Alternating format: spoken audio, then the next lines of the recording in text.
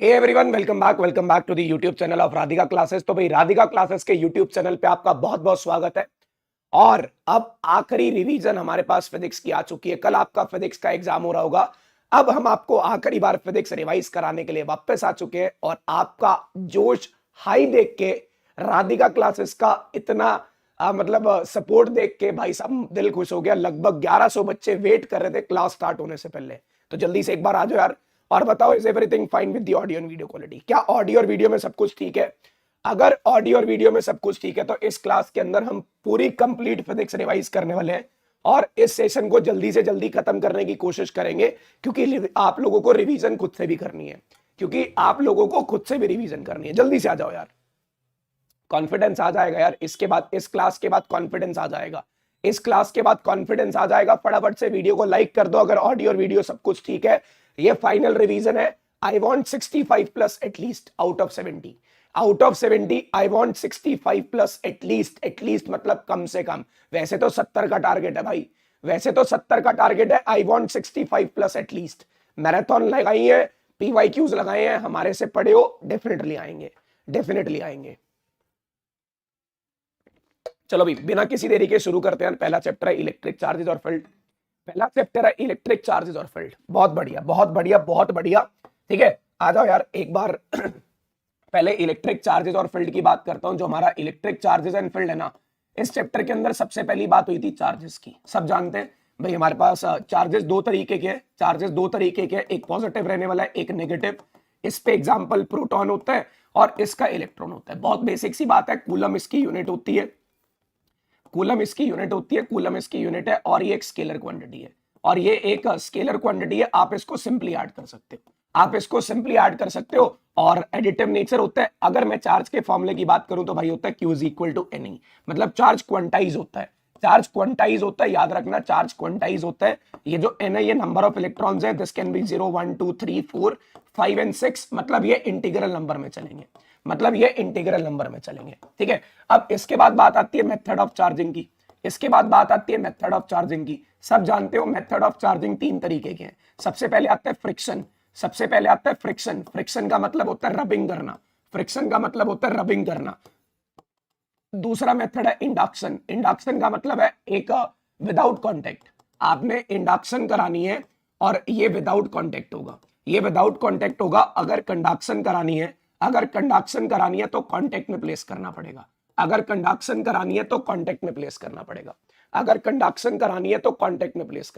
क्या ये बात क्लियर है? अगर कंडक्शन करानी है तो कांटेक्ट में प्लेस करना पड़ेगा। और एक जो चार्ज बॉडी किस किस की तरफ अट्रैक्ट होती है? ये एक अट्रैक्टेड टुवर्ड्स, मेरी बात ध्यान से सुनना। एक चार्ज बॉडी अट्रैक्टेड टुवर्ड्स, ये अट्रैक्ट होती है, ये अट्रैक्ट होगी अपोजिटिवली चार्ज बॉडी।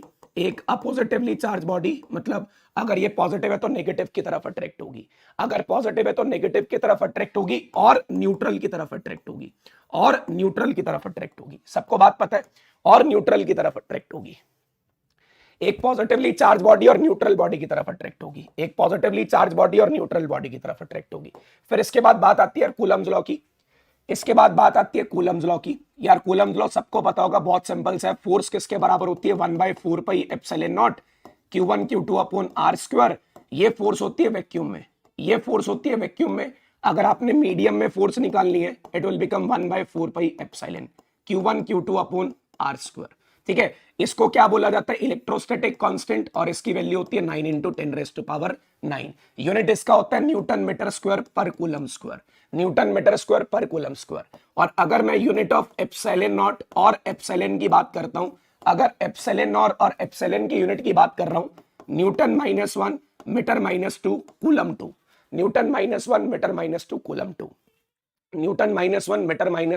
2, ठीक है। और अब ये ध्यान रखना यार, इसके बाद आती है रिलेटिव परमिटिविटी और डाइलेक्ट्रिक कांस्टेंट। ये किसके बराबर होता है? Force in vacuum to the force in medium. अगर आपने मीडियम में फोर्स निकालनी है तो वैक्यूम की फोर्स को K से डिवाइड कर दो। एक बार बताओ, मीडियम में फोर्स इंक्रीज होती है, डिक्रीज होती है? डिक्रीज होती है। भाई जितनी वॉइस है उससे काम चला लो, गला बिल्कुल बैंड बज चुकी है, क्योंकि क्या यार आपकी आखिरी क्लास है, लास्ट क्लास है, तो बहुत सारी क्लासेस होगी हैं, तो इसका मैनेज करना पड़ेगा आपको। जल्दी से बताओ यार, जल्दी से। मीडियम में फोर्स इंक्रीज होती है डिक्रीज होती है? मीडियम में फोर्स इंक्रीज होती है, हाँ मीडियम में डिक्रीज होती है के टाइम्स, मीडियम में फोर्स के टाइम्स डिक्रीज होती है। इन मीडियम मीडियम में जो फोर्स होती है वो के टाइम्स डिक्रीज होती है, फोर्स होती है वो के टाइम्स डिक्रीज होती है। और ये याद रखना एप्सिलॉन आर और के ये एक डायमेंशनलेस क्वांटिटी है, डायमेंशनलेस और यूनिटलेस क्वांटिटी है, डायमेंशनलेस और यूनिटलेस क्वांटिटी है। डू रिमेंबर, ये डायमेंशनलेस और यूनिटलेस क्वांटिटी है, ये डायमेंशनलेस और यूनिटलेस क्वांटिटी है। ठीक है, अच्छा अब इसके बाद बात करता हूं यार, ये मीडियम में आपने फोर्स डाल दी, ये सिर्फ पॉइंट चार्जेस पे वैलिड है, ये सिर्फ पॉइंट चार्जेस पे वैलिड है। और जब चार्जेस रेस्ट पे होंगे तभी वैलिड है, जब चार्जेस रेस्ट पे होंगे तभी वैलिड है। और साथ ही साथ distance greater than 10 raised to power -15, distance greater than 10 raised to power -15 पे वैलिड है, distance greater than 10 raised to power -15 पे वैलिड है।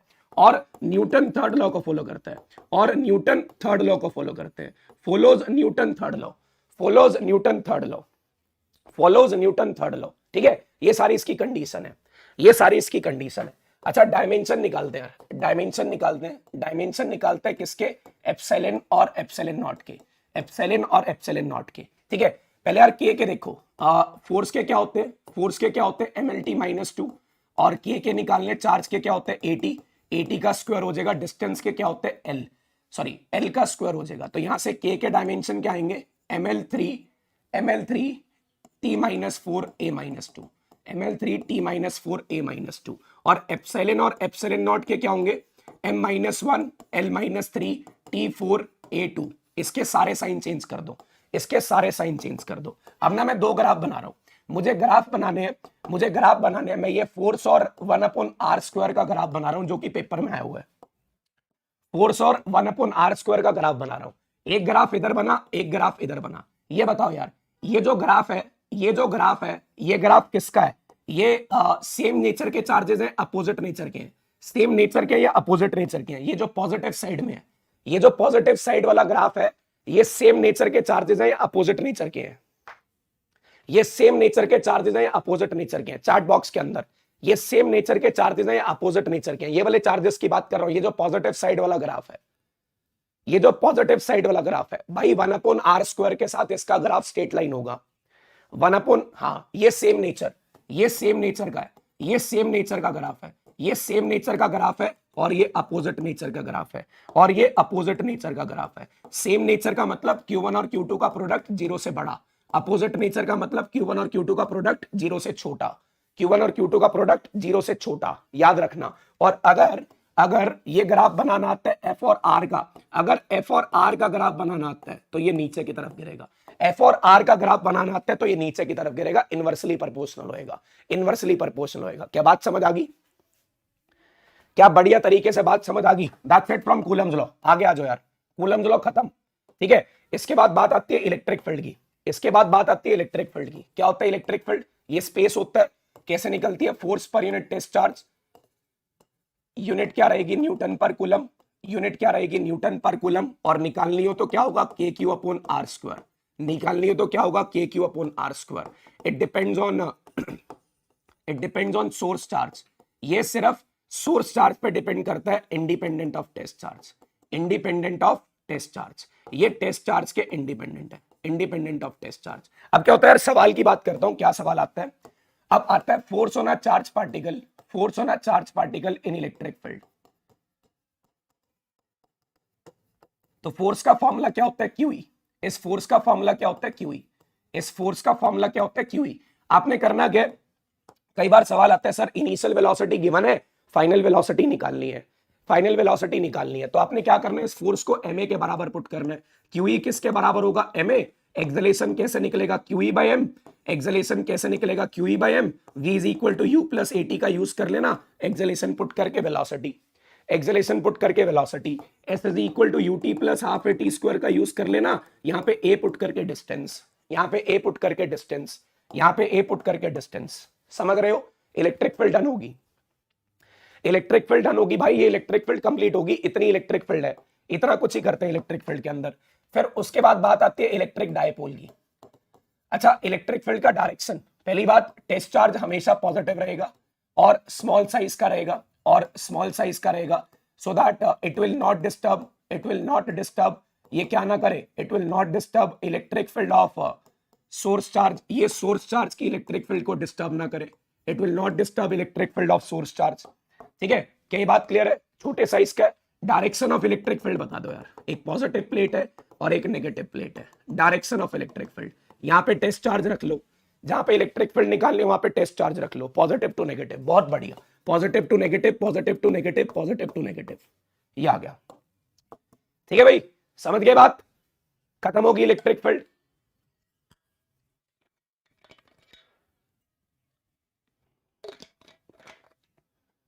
ये इलेक्ट्रिक फील्ड खत्म होगी बहुत बढ़िया तरीके से, ये इलेक्ट्रिक फील्ड खत्म होगी बहुत बढ़िया तरीके से।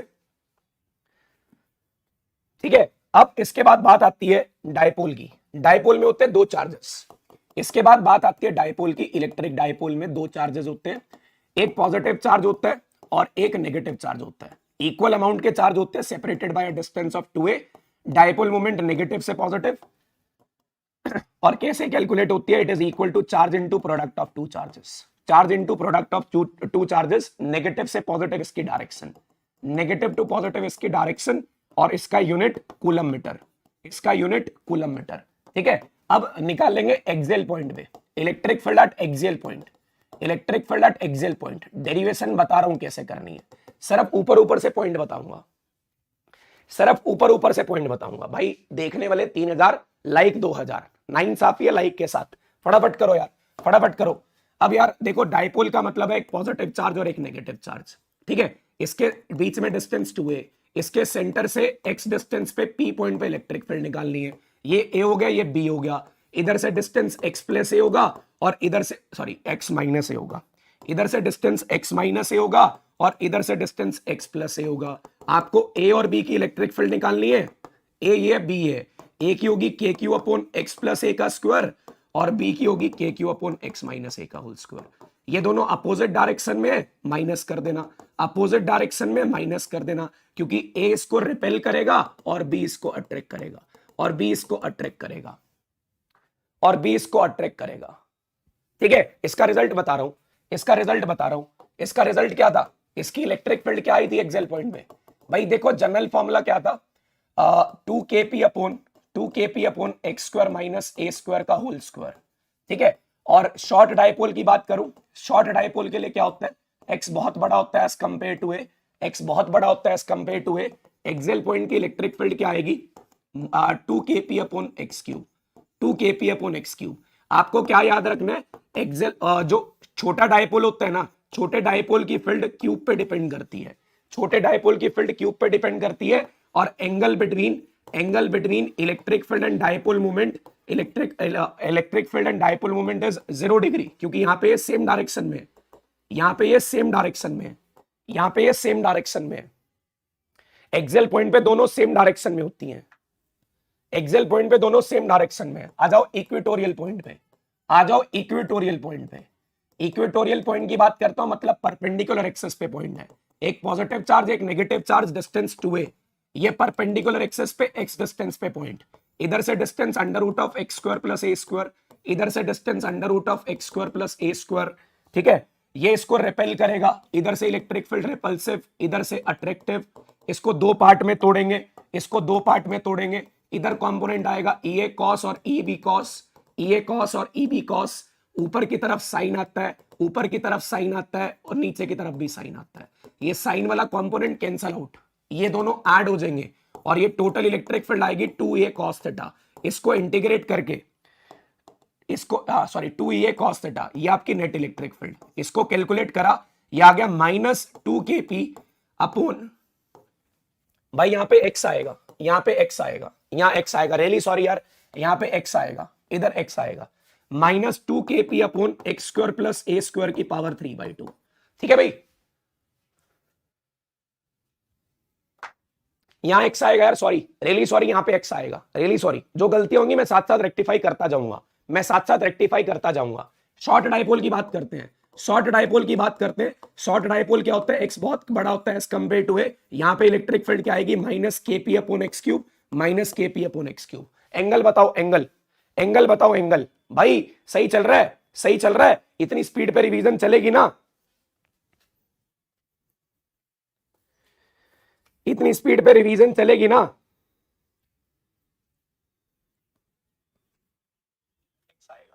-2, ओहो 2 नहीं आता, 2 नहीं आता, सॉरी सॉरी सॉरी, 2 नहीं आता।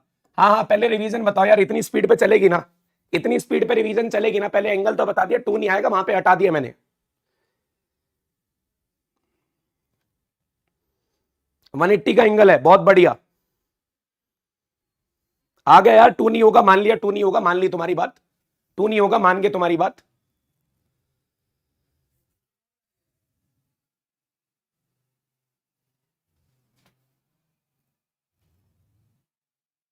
सर थोड़ा धीरे भाई, धीरे में तो कल सुबह खत्म होगा, फिर ये कल सुबह खत्म होगा, चलो थोड़ा स्लो देख लेते हैं यार, ठीक है। यहाँ पे एंगल बिटवीन इलेक्ट्रिक फील्ड और डायपोल मोमेंट कितना है, एंगल बिटवीन इलेक्ट्रिक फील्ड और डायपोल मोमेंट कितना है, द एंगल इज 180 डिग्री, और एक्सेल पॉइंट की इलेक्ट्रिक फील्ड, एक्सेल पॉइंट की इलेक्ट्रिक फील्ड इक्वेटोरियल से डबल होती है, इक्वेटोरियल से डबल होती है, इक्वेटोरियल से डबल होती है, याद रखना, इक्वेटोरियल से डबल होती है, डू रिमेंबर दिस। चलो भाई इसके बाद टॉर्क आता है, इसके बाद टॉर्क आता है, ठीक है। अब टॉर्क की डेरिवेशन में क्या करना है भाई, नेट फोर्स तो जीरो है, यूनिफॉर्म इलेक्ट्रिक फील्ड में, यूनिफॉर्म इलेक्ट्रिक फील्ड में अगर डायपोल को रखा जाता है, एक पॉजिटिव चार्ज इधर जाएगा क्यूई फोर्स से, नेगेटिव चार्ज पीछे जाएगा क्यूई फोर्स से, इनके बीच में डिस्टेंस 2a, इसका नेट फोर्स कितना होगा, 0, और टॉर्क किसके बराबर होगा, पी साइन थीटा। टॉर्क कितना होगा, P sine theta, torque is maximum, torque maximum होगा एट 90 डिग्री, और मैक्सिमम टॉर्क की वैल्यू पी, और मैक्सिमम टॉर्क की वैल्यू पी, और टॉर्क 0 होगा एट 0 डिग्री, एट 0 डिग्री और 180 डिग्री, 180 डिग्री या फिर 0 डिग्री पे टॉर्क 0 होगा, 180 डिग्री या 180 डिग्री, मतलब 0 डिग्री पे टॉर्क 0 होगा, ठीक है। चलो स्पीड इज ओके यार, इसी स्पीड से चलेंगे, जिसको दिक्कत हो प्लीज यार, आई विल सजेस्ट यू, इससे आसान, इससे धीरे नहीं चला सकते, आप रिकॉर्डेड फॉर्म में देख लेना, ठीक है, क्योंकि इससे धीरे चलाएंगे, 14 चैप्टर कंप्लीट कराने, परसों तक कंप्लीट होंगे पेपर देने के बाद, ठीक है। चलो भाई फटाफट से आ जाओ यार, एक बार टॉर्क कंप्लीट हो गया, now we are done with the dipole. लेकिन एक और बात आती है यार, नॉन यूनिफॉर्म इलेक्ट्रिक फील्ड, ये भी पढ़ लेना। नॉन यूनिफॉर्म इलेक्ट्रिक फील्ड में क्या होता है, इसके ऊपर फोर्स भी लगती है और टॉर्क भी लगता है, फोर्स भी लगती है और टॉर्क भी लगता है, it experiences force as well as torque, force as well as torque. फिर बात आती है इलेक्ट्रिक फील्ड लाइंस की, या उससे पहले एक और बात आता है continuous charge distribution, continuous charge distribution. अगर कॉन्टिन्यूअस चार्ज डिस्ट्रीब्यूशन की बात कर रहा हूं, 3 तरीके के होते हैं, लीनियर, लीनियर चार्ज डिस्ट्रीब्यूशन है, दैट इज इसमें लीनियर चार्ज डेंसिटी क्या होती है, charge is equal to, sorry lambda is equal to charge upon length, unit क्या रहेगी, कूलम पर मीटर। फिर आएगा सरफेस चार्ज डिस्ट्रीब्यूशन, चार्ज को सरफेस पे डिस्ट्रीब्यूट किया जाएगा। फिर आएगा सरफेस चार्ज डिस्ट्रीब्यूशन, यहाँ पे सरफेस चार्ज डिस्ट्रीब्यूशन की सिग्मा क्या होगा, चार्ज अपॉन एरिया, और यूनिट क्या रहेगा, coulomb per metre square, coulomb per metre square, unit क्या रहेगा, कूलम पर मीटर स्क्वायर, ठीक है। फिर इसके बाद आता है वॉल्यूम चार्ज डिस्ट्रीब्यूशन, फिर वॉल्यूम चार्ज डिस्ट्रीब्यूशन होता है, ये पूरी वॉल्यूम के अंदर चार्ज डिस्ट्रीब्यूट होता है, पूरी वॉल्यूम के अंदर चार्ज डिस्ट्रीब्यूट होता है, और यहाँ पे रो आएगा चार्ज अपॉन वॉल्यूम, और इसका यूनिट क्या रहेगा, कूलम पर मीटर क्यूब, इसका यूनिट क्या रहेगा, कूलम पर मीटर क्यूब, ठीक है। इसके बाद बात आती है इलेक्ट्रिक फील्ड लाइन की, इसके बाद बात आती है इलेक्ट्रिक फील्ड लाइंस की, और इलेक्ट्रिक फील्ड लाइंस क्या होती है, पॉजिटिव से रेडियली आउटवर्ड, पॉजिटिव से रेडियली आउटवर्ड, पॉजिटिव से रेडियली आउटवर्ड, ठीक है, बाहर की तरफ निकलती है, पॉजिटिव से रेडियली आउटवर्ड, ठीक है, it is radially outward from positive charge, radially outward from positive charge, और नेगेटिव चार्ज से रेडियली इनवर्ड, नेगेटिव चार्ज से रेडियली इनवर्ड, ठीक है। डायपोल की बनाऊं, पॉजिटिव और नेगेटिव चार्ज, पॉजिटिव से शुरू होकर नेगेटिव पे खत्म, पॉजिटिव से शुरू होकर नेगेटिव पे खत्म, पॉजिटिव से शुरू होकर नेगेटिव पे खत्म, they do not form a close loop, they do not form a close loop, ये क्लोज लूप नहीं बनाते, they do not form a close loop,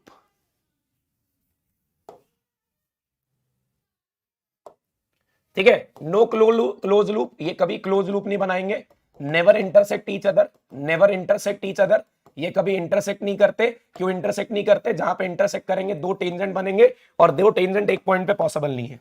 दो टेंजेंट एक पॉइंट पे पॉसिबल नहीं है क्योंकि टेंजेंट इलेक्ट्रिक फील्ड की डायरेक्शन बताता है, क्योंकि टेंजेंट इलेक्ट्रिक फील्ड की डायरेक्शन बताता है, क्योंकि टेंजेंट इलेक्ट्रिक फील्ड की डायरेक्शन बताता है। ठीक है, चलो फटाफट से इसके बाद will go for the another one. ठीक है भाई, क्या होता है भाई, होलो कंडक्टर के अंदर इलेक्ट्रिक फील्ड जरूर होती है। होलो कंडक्टर के अंदर इलेक्ट्रिक फील्ड जरूर होती है। जितना भी चार्ज होता है सारा सरफेस पे होता है, जितना भी चार्ज होता है सारा सरफेस पे होता है और स्टैटिक कंडीशन में होता है, स्टैटिक कंडीशन में होता है। अगर ये स्टैटिक कंडीशन में तो इलेक्ट्रिक फील्ड हमेशा perpendicular, electric field is always perpendicular, electric field is always perpendicular, हमेशा परपेंडिकुलर रहेगी, electric field is always perpendicular. चलो भाई अगले टॉपिक का नाम बताओ, तुम्हारा काम सिर्फ ये अगले टॉपिक का नाम बनाओ। हाँ, और कॉन्टिन्यूअस कर्व्स है भाई, कॉन्टिन्यूअस कर्व्स है, बच्चा एक चैट बॉक्स में लिख रहा है कॉन्टिन्यूअस कर्व्स है without any break, continuous curves without any break, बिना ब्रेक के कोई ये कॉन्टिन्यूअस कर्व्स चलती है। अगला टॉपिक फटाफट से, अगले टॉपिक का नाम बताओ। भाई मुझे नहीं पता न्यूमेरिकल कितने नंबर के होंगे, बट जितने की थ्योरी उतने के न्यूमेरिकल होंगे। अब कह रहे सर दो पॉजिटिव चार्ज का बना लो, दो पॉजिटिव चार्ज का, ये रिपल्सिव होती है, दो पॉजिटिव चार्ज की फील्ड रिपल्सिव होती है, दो पॉजिटिव चार्ज की फील्ड रिपल्सिव होती है, तो रिपल्सिव फील्ड के लिए ऐसे आएगा, फ्लक्स आ गया भाई, बहुत बढ़िया, इलेक्ट्रिक फ्लक्स आ गया, इलेक्ट्रिक फ्लक्स आ गया। आज तुमने राधिका क्लासेस के सारे रिकॉर्ड तोड़ दिए वॉचिंग में। ठीक है, लगभग 3000 बच्चे यहाँ पे लाइव हैं और आज तक सिर्फ 2200 बच्चे इससे पिछली वीडियो पे लाइव थे। Thank you so much, thank you so much. ठीक है, चलो फ्लक्स सबसे बेहतरीन टॉपिक है। फ्लक्स होता क्या? It is E A cos theta, और ये थीटा किस किस के बीच का एंगल है? It is the angle between normal vector and electric field, normal vector and electric field. It is E dot A, it is E dot A. अच्छा भी, अगर बताओ, अगर एक एक्स वाई प्लेन है, अगर एक एक्स वाई प्लेन है, इसका नॉर्मल वेक्टर किस तरफ होगा? इसका नॉर्मल वेक्टर किस तरफ होगा? अगर एक एक्स वाई प्लेन है तो इसका नॉर्मल वेक्टर किस तरफ होगा? अगर एक एक्स वाई प्लेन है तो इसका नॉर्मल वेक्टर किस तरफ होगा? इसका नॉर्मल वेक्टर किस तरफ होगा? जल्दी से चैट बॉक्स में बता दो भाई। ई ए कॉस थीटा आपको पता है, थीटा किस किस के बीच का एंगल है? ये होता क्या? Contribution of perpendicular magnetic field. मैं आपको बोल रहा हूं number of electric field lines, number of electric field lines passing the surface normally, number of electric field lines passing the surface normally, जो इसको normally pass कर रही हैं, passing the surface normally, number of electric field lines passing the surface normally, yes, z के along होगा। इसका जो normal vector होगा ना वो k कैप के अलॉन्ग होगा, इसका जो नॉर्मल वेक्टर होगा वो k कैप के अलॉन्ग होगा। आपको इलेक्ट्रिक फील्ड दे रखी होगी, ये हमारे पास नॉर्मल वेक्टर आ जाएगा, इलेक्ट्रिक फील्ड और नॉर्मल वेक्टर के पास इनका डॉट प्रोडक्ट करोगे तो डॉट प्रोडक्ट करने के बाद आपका क्या आ जाएगा? इसके अंदर भाई फ्लक्स निकल जाएगा, फिर उसके बाद फ्लक्स निकल जाएगा। फिर बीच में कूद पड़ा गॉस, गॉस भाई आए, गॉस ने बोला सर फ्लक्स का इतना कॉम्प्लिकेटेड फॉर्मूला निकालने की जरूरत नहीं है, क्लोज सरफेस के लिए जो फ्लक्स है ना वो फ्लक्स किसके बराबर होगा? Q by epsilon not, close surface के लिए क्यू बाई एप्सिलॉन नॉट। और मीडियम में, इन अ मीडियम, अगर आप किसी मीडियम में जा रहे हो ना तो मीडियम में जो फ्लक्स होता है ना वो के टाइम्स डिक्रीज हो जाता है, मीडियम में जो फ्लक्स होता है ना वो के टाइम्स डिक्रीज हो जाता है, मीडियम में जो फ्लक्स है ना वो के टाइम्स डिक्रीज हो जाता है, मीडियम में जो फ्लक्स है ना वो के टाइम्स डिक्रीज हो जाता है। क्या ये बात समझ गए? बढ़िया बात है यार, मीडियम में जो फ्लक्स है ना वो के टाइम्स डिक्रीज हो जाता है, आपको ये बात याद रखनी पड़ेगी, in a medium flux decreases by K. फिर इसकी एप्लीकेशन आती है, फिर इसकी एप्लीकेशन आती है। इस एप्लीकेशन में क्या पड़ा? लाइन चार्ज, एक लाइन के ऊपर चार्ज डिस्ट्रीब्यूटेड है, you can not apply Gauss theorem directly, sorry you can not apply Coulomb's law directly, तो आपको क्या करना पड़ा? इसकी लीनियर चार्ज डेंसिटी लैम्डा दे रखी थी, आपने यहाँ पे गॉसियन सरफेस उठाया, इंपॉर्टेंट डेरिवेशन है। और कैसा सरफेस था? ये एक सिलेंड्रिकल गॉसियन सरफेस था, इसके तीन सरफेस थे, नॉर्मल वेक्टर इधर, इसका नॉर्मल वेक्टर ऊपर, इसका नॉर्मल वेक्टर इधर, क्योंकि पॉजिटिव है तो इलेक्ट्रिक फील्ड बाहर की तरफ, इन दोनों का फ्लक्स जीरो, इसका फ्लक्स जीरो और सिर्फ इसका फ्लक्स आया, तो टोटल फ्लक्स आ गया a into two pi R L, और फिर फ्लक्स निकाला क्यू बाई एप्सिलॉन नॉट से, क्यू को लिखा लैम्डा इंटू एल, क्यू को लिखा लैम्डा इंटू एल, तो यहां से जो इलेक्ट्रिक फील्ड आई that is lambda upon 2 pi epsilon naught into r. Electric field is inversely proportional to r, electric field is inversely proportional to r, तो इसका जो ग्राफ बनेगा that graph of electric field with distance is inversely proportional, ये inversely proportional आएगा, ये inversely हाँ ये long wire है भाई, ये लॉन्ग वायर की इलेक्ट्रिक फील्ड है, सीधा सीधा डेरिवेशन आता है, ये सीधा सीधा डेरिवेशन आता है, इंपॉर्टेंट डेरिवेशन है, 3 पार्ट में डिवाइड करा। इनका फ्लक्स 0 क्यों? क्योंकि इलेक्ट्रिक फील्ड और नॉर्मल वेक्टर 90 डिग्री पे है। इलेक्ट्रिक फील्ड और नॉर्मल वेक्टर 90 डिग्री पे है। इलेक्ट्रिक फील्ड और नॉर्मल वेक्टर 90 डिग्री पे है। ठीक है, चलो बहुत बढ़िया, आ जाओ यार, फिर आगे चलते हैं। इसके बाद नेक्स्ट आता है थिंक शीट।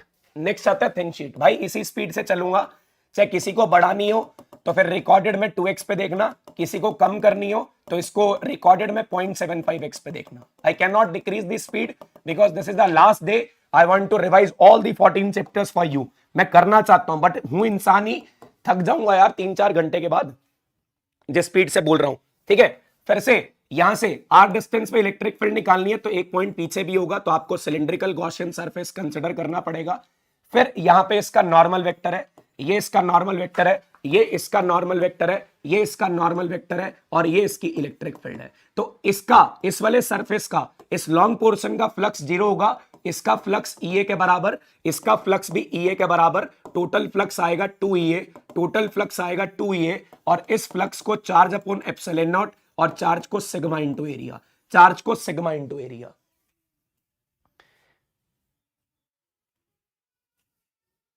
चार्ज को सिग्मा इनटू एरिया, तो यहां से आपका जो इलेक्ट्रिक फील्ड आएगा that is sigma upon 2 epsilon naught, sigma upon 2 epsilon not. और इसके इलेक्ट्रिक फील्ड और आर का जो वेरिएशन है that is straight, that is straight, that is straight, distance पे डिपेंड नहीं करती,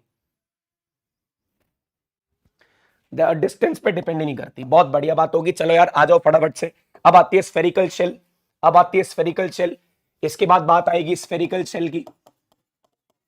अगर स्फेरिकल शेल की बात कर रहा हूं ना, तो स्फेरिकल शेल का जो रेडियस है वो आर है। अगर इसके आर डिस्टेंस पे इलेक्ट्रिक फील्ड निकालनी है तो एक स्फेरिकल गॉसियन सरफेस, यहां पे जो इलेक्ट्रिक फील्ड होगी that is k q upon small are square, और इसके सरफेस पे जो इलेक्ट्रिक फील्ड होगी, इसके सरफेस पे जो इलेक्ट्रिक फील्ड होगी that is k q upon capital R square. अंदर इलेक्ट्रिक फील्ड कितनी होती है? 0। अंदर इलेक्ट्रिक फील्ड कितनी होती है? 0। तो भाई इस तरीके का ग्राफ आएगा, small r is equal to capital R, अंदर इलेक्ट्रिक फील्ड 0 होगी, फिर सरफेस पे कांस्टेंट हो जाएगी that is k q upon capital R square, और बाहर आके डिक्रीज हो जाएगी, बाहर आके डिक्रीज हो जाएगी। This is outside, this is on the surface, this is inside. Inside तो 0 चलेगी, बाहर आके डिक्रीज होगी।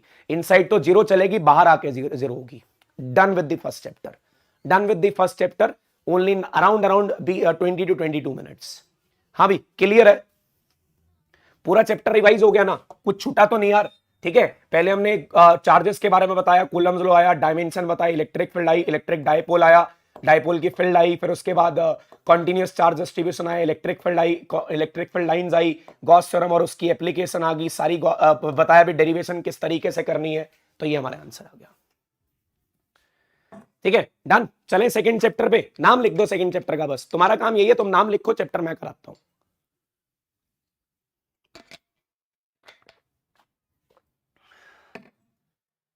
अब ये बोल रहे चार्ज रिंग रहेगी सर। यार ये रिंग भी देख लो, ये रिंग भी देख लो। अगर रिंग रहेगी हो ना तो रिंग देख लो, रिंग के ऊपर पॉजिटिव चार्ज डिस्ट्रीब्यूटेड है, रिंग के ऊपर पॉजिटिव चार्ज डिस्ट्रीब्यूटेड है। अगर ये पॉजिटिव चार्ज डिस्ट्रीब्यूटेड है, इसका रेडियस आर है, और यहां पे एक्स डिस्टेंस पे आपने इलेक्ट्रिक फील्ड निकालनी है, तो कुछ नहीं करना, बहुत सिंपल सी बात। ये डिस्टेंस कितना है? आर। ये छोटी सी इलेक्ट्रिक फील्ड इसको रिपेल करेगी, इसके दो कंपोनेंट टूटेंगे, डी कॉस थीटा और इधर कंपोनेंट आएगा डी साइन थीटा। तो ये साइन थीटा वाला कंपोनेंट तो इधर वाले पेयर से कैंसिल, डी कॉस थीटा का इंटीग्रेशन करके आंसर, डी कॉस थीटा का इंटीग्रेशन करके आंसर। डी की वैल्यू क्या होगी?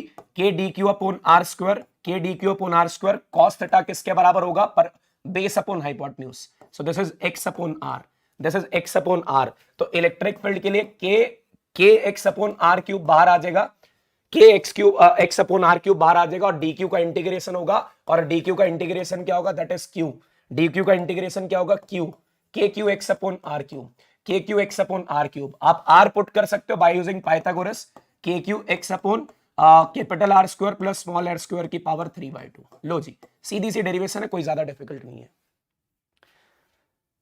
ठीक है, दो शीट की डेरिवेशन नहीं है सर, न्यूमेरिकल है, न्यूमेरिकल सीरीज में करा रखी है, दो शीट की न्यूमेरिकल सीरीज में करा रखी है। दो सीरीज मतलब कैपेसिटर में बता देंगे यार, कैपेसिटर में बता देंगे, कोई दिक्कत नहीं अगर दो शीट की करनी भी है तो। आ जाओ भाई, अगला चैप्टर, अगला चैप्टर पोटेंशियल, अगला चैप्टर पोटेंशियल। अगर पोटेंशियल के फॉर्मूले की बात करूं, चैप्टर 2 आ गया, चैप्टर 2 आ गया। पोटेंशियल के फॉर्मूले की बात करूं, work done upon charge. Potential difference भी क्या होता है, work done upon charge. Scalar quantity है, स्केलर क्वांटिटी है। Potential is positive for positive charge, potential is positive for positive charge. Positive charge का पोटेंशियल पॉजिटिव होता है। Potential is negative for negative charge, potential is negative for negative charge. ठीक है, potential is negative for negative charge.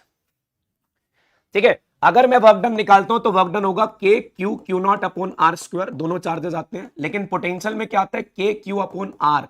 Do remember, work done और potential में, sorry r square नहीं आता, r square नहीं आता, आर आता है। वर्क डन और पोटेंशियल में आर आता है, वर्क डन और पोटेंशियल में आर आता है, वर्क डन और पोटेंशियल में आर आता है, वर्क डन और पोटेंशियल में आर आता है।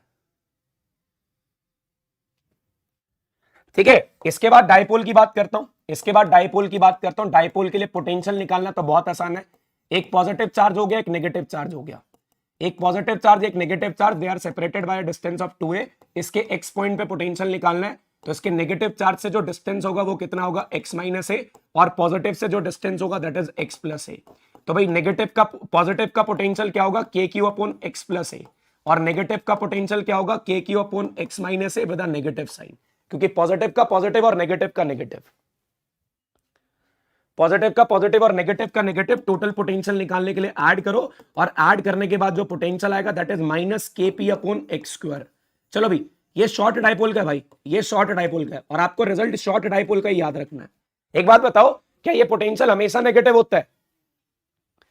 क्या ये पोटेंशियल हमेशा नेगेटिव होता है? क्या ये पोटेंशियल हमेशा नेगेटिव होता है? या डिपेंड करता है चार्ज की पोजीशन पे, या डिपेंड करता है चार्ज की पोजीशन पे, या डिपेंड करता है चार्ज की पोजीशन पे। चार्ज स्फीयर आपके सिलेबस में नहीं है, सिर्फ शेल है, सिर्फ आपके सिलेबस में शेल है, चार्ज स्फीयर आपके सिलेबस में नहीं है। हाँ भी, ये हमेशा नेगेटिव होगा, डिपेंड करेगा चार्ज की पोजीशन पे, या डिपेंड करेगा, डिपेंड करेगा। अगर नेगेटिव के पास है तो नेगेटिव, पॉजिटिव के पास है तो पॉजिटिव, अगर नेगेटिव के पास है तो नेगेटिव, पॉजिटिव के पास है तो पॉजिटिव। ठीक है, इक्वेटोरियल पॉइंट, फेवरेट पॉइंट आ गया यार तुम्हारा, फेवरेट पॉइंट आ गया। इक्वेटोरियल पॉइंट पे पोटेंशियल कितना होता है, 0। इक्वेटोरियल पॉइंट पे पोटेंशियल कितना होता है, 0। ठीक है, फिर बात आती है जनरल पॉइंट की, फिर बात आती है, क्योंकि ये 0 क्यों है, क्योंकि जितना पॉजिटिव का पोटेंशियल उतना ही नेगेटिव का, जितना पॉजिटिव का पोटेंशियल उतना ही नेगेटिव का। फिर आ गया जनरल पॉइंट। अब जनरल पॉइंट में क्या होता है यार, जनरल पॉइंट में एक पॉजिटिव चार्ज होता है, एक नेगेटिव चार्ज होता है। यहां से आर डिस्टेंस पे एक पी पॉइंट पड़ा होता है, इसका एंगल थीटा है, सॉरी एक्स डिस्टेंस पे होता है, ये एक्स डिस्टेंस पे होता है।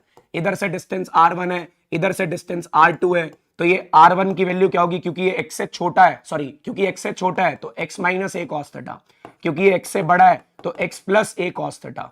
तो भाई पॉजिटिव का पोटेंशियल क्या होगा, k q upon R2, negative का पोटेंशियल क्या होगा, माइनस के क्यू अपॉन R1। अगर टोटल पोटेंशियल निकालना है तो पॉजिटिव और नेगेटिव का ऐड कर दो, ऐड करने के बाद minus K P cos theta upon X square minus A square cos square theta. ठीक है, अगर छोटे डाइपोल की बात करता हूं तो छोटे डाइपोल के लिए क्या होगा, potential is minus K P cos theta, minus K P cos theta upon में X square, minus K P cos theta upon में एक्स स्क्वायर। याद रख लेना, equatorial 0, axial K P upon X square, general point minus K P cos theta upon X square, minus K P cos theta upon X square. ठीक है, इसके बाद बात आती है शेल की, इसके बाद बात आती है शेल की। बढ़िया से आ जाओ यार, बढ़िया से।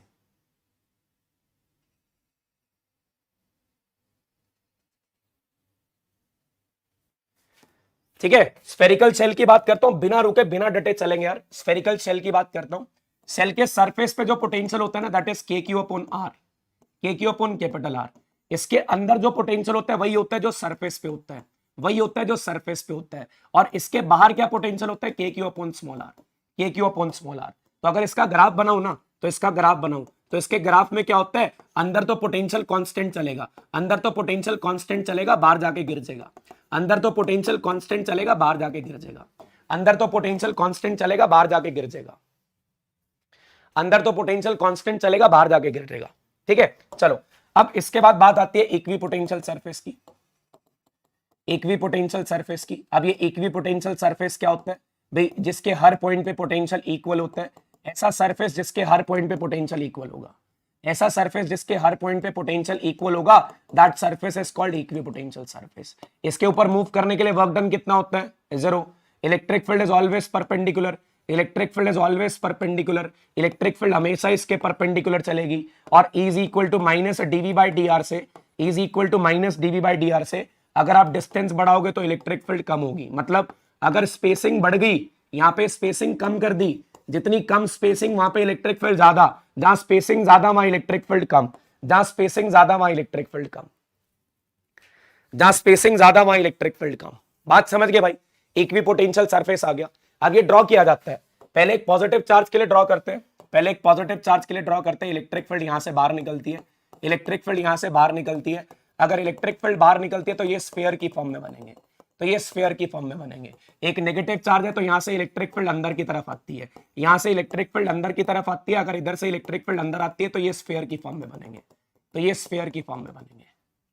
ठीक है। और जब जिन्होंने कल पीवाईक्यूज लगाए थे ना, उनको पता होगा भी दो पॉजिटिव चार्ज और दो नेगेटिव चार्ज का इक्विपोटेंशियल सरफेस कैसा बनता है। दो पॉजिटिव चार्ज और दो इक्वी नेगेटिव चार्ज, मतलब अगर ये दो पॉजिटिव चार्ज रखे गए हैं तो इनका इक्विपोटेंशियल सरफेस किस तरीके से बनता है। ये सेंटर पे आके और बढ़ जाते हैं, सेंटर पे आके और बढ़ जाते हैं, सेंटर पे आके और इंक्रीज हो जाते हैं। सबको आता है ना भी ये बनाना, सबको आता है ना ये बनाना। ये इक्विपोटेंशियल सरफेस आ गया, ये इक्विपोटेंशियल सरफेस आ गया। बढ़िया, बहुत बढ़िया। अब इसके बाद बात होती है यार एनर्जी की, इसके बाद बात होती है एनर्जी की। ये क्वेश्चन इंपॉर्टेंट है न्यूमेरिकल के लिए। अगर एनर्जी की बात कर रहा हूं ना, थ्री चार्जेस सिस्टम में, थ्री चार्जेस सिस्टम में तीन चार्जेस रखे गए हैं, तीन चार्जेस रखे गए हैं। बताना भाई कितने पेयर बनेंगे, कितने पेयर बनेंगे, कितने पेयर बनेंगे। एनर्जी का फॉर्मूला तो यही है, के इंटू चार्जेस का प्रोडक्ट डिवाइडेड बाय डिस्टेंस, के इंटू चार्जेस का प्रोडक्ट डिवाइडेड बाय डिस्टेंस। कितने पेयर बनेंगे? How many pairs are there? How many pairs are there? 3। पहला पेयर, दूसरा पेयर, तीसरा पेयर ऐड कर देना। क्या होगा? K Q1 Q2 upon R12 plus K Q1 Q3 upon R13 plus K Q2 Q3 upon R23 upon R23। चलो इसके pair बना के नहीं बता रहा, बताओ इसके कितने पेयर बनेंगे। ये स्क्वायर के पेयर कितने होंगे? स्क्वायर है तो कितने पेयर बनेंगे? स्क्वायर है तो कितने पेयर बनेंगे? स्क्वायर है तो कितने पेयर बनेंगे?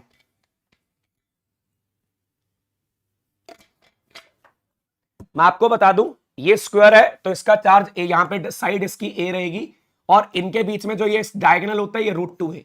अगर आपको बोल दे पूरे सिस्टम की एनर्जी निकाल लो तो ये निकालना, अगर आपको बोल दे पूरे सिस्टम को तोड़ने के लिए एनर्जी निकाल लो तो ये निकालनी है।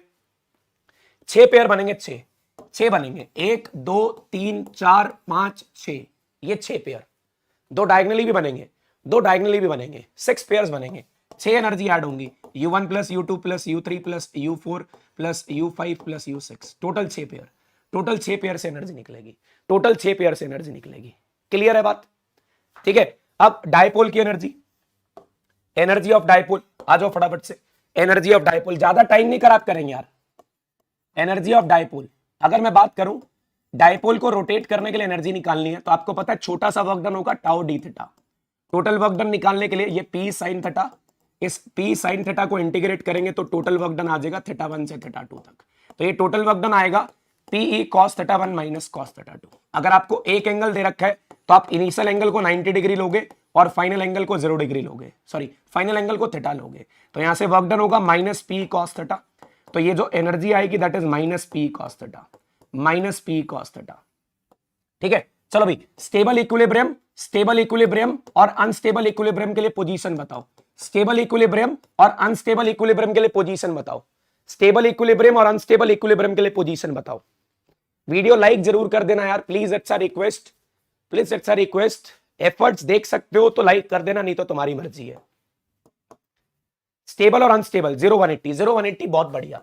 स्टेबल इक्विलिब्रियम 0 डिग्री पे, अनस्टेबल इक्विलिब्रियम 180 पे। यहां पे एनर्जी होगी नेगेटिव माइनस पी, यहां पे एनर्जी होगी पॉजिटिव प्लस पी, यहां पे एनर्जी होगी पॉजिटिव प्लस पी, यहां पे एनर्जी होगी पॉजिटिव प्लस पी। जबरदस्त आंसर, जबरदस्त आंसर। लो भाई, पोटेंशियल खत्म, पोटेंशियल खत्म।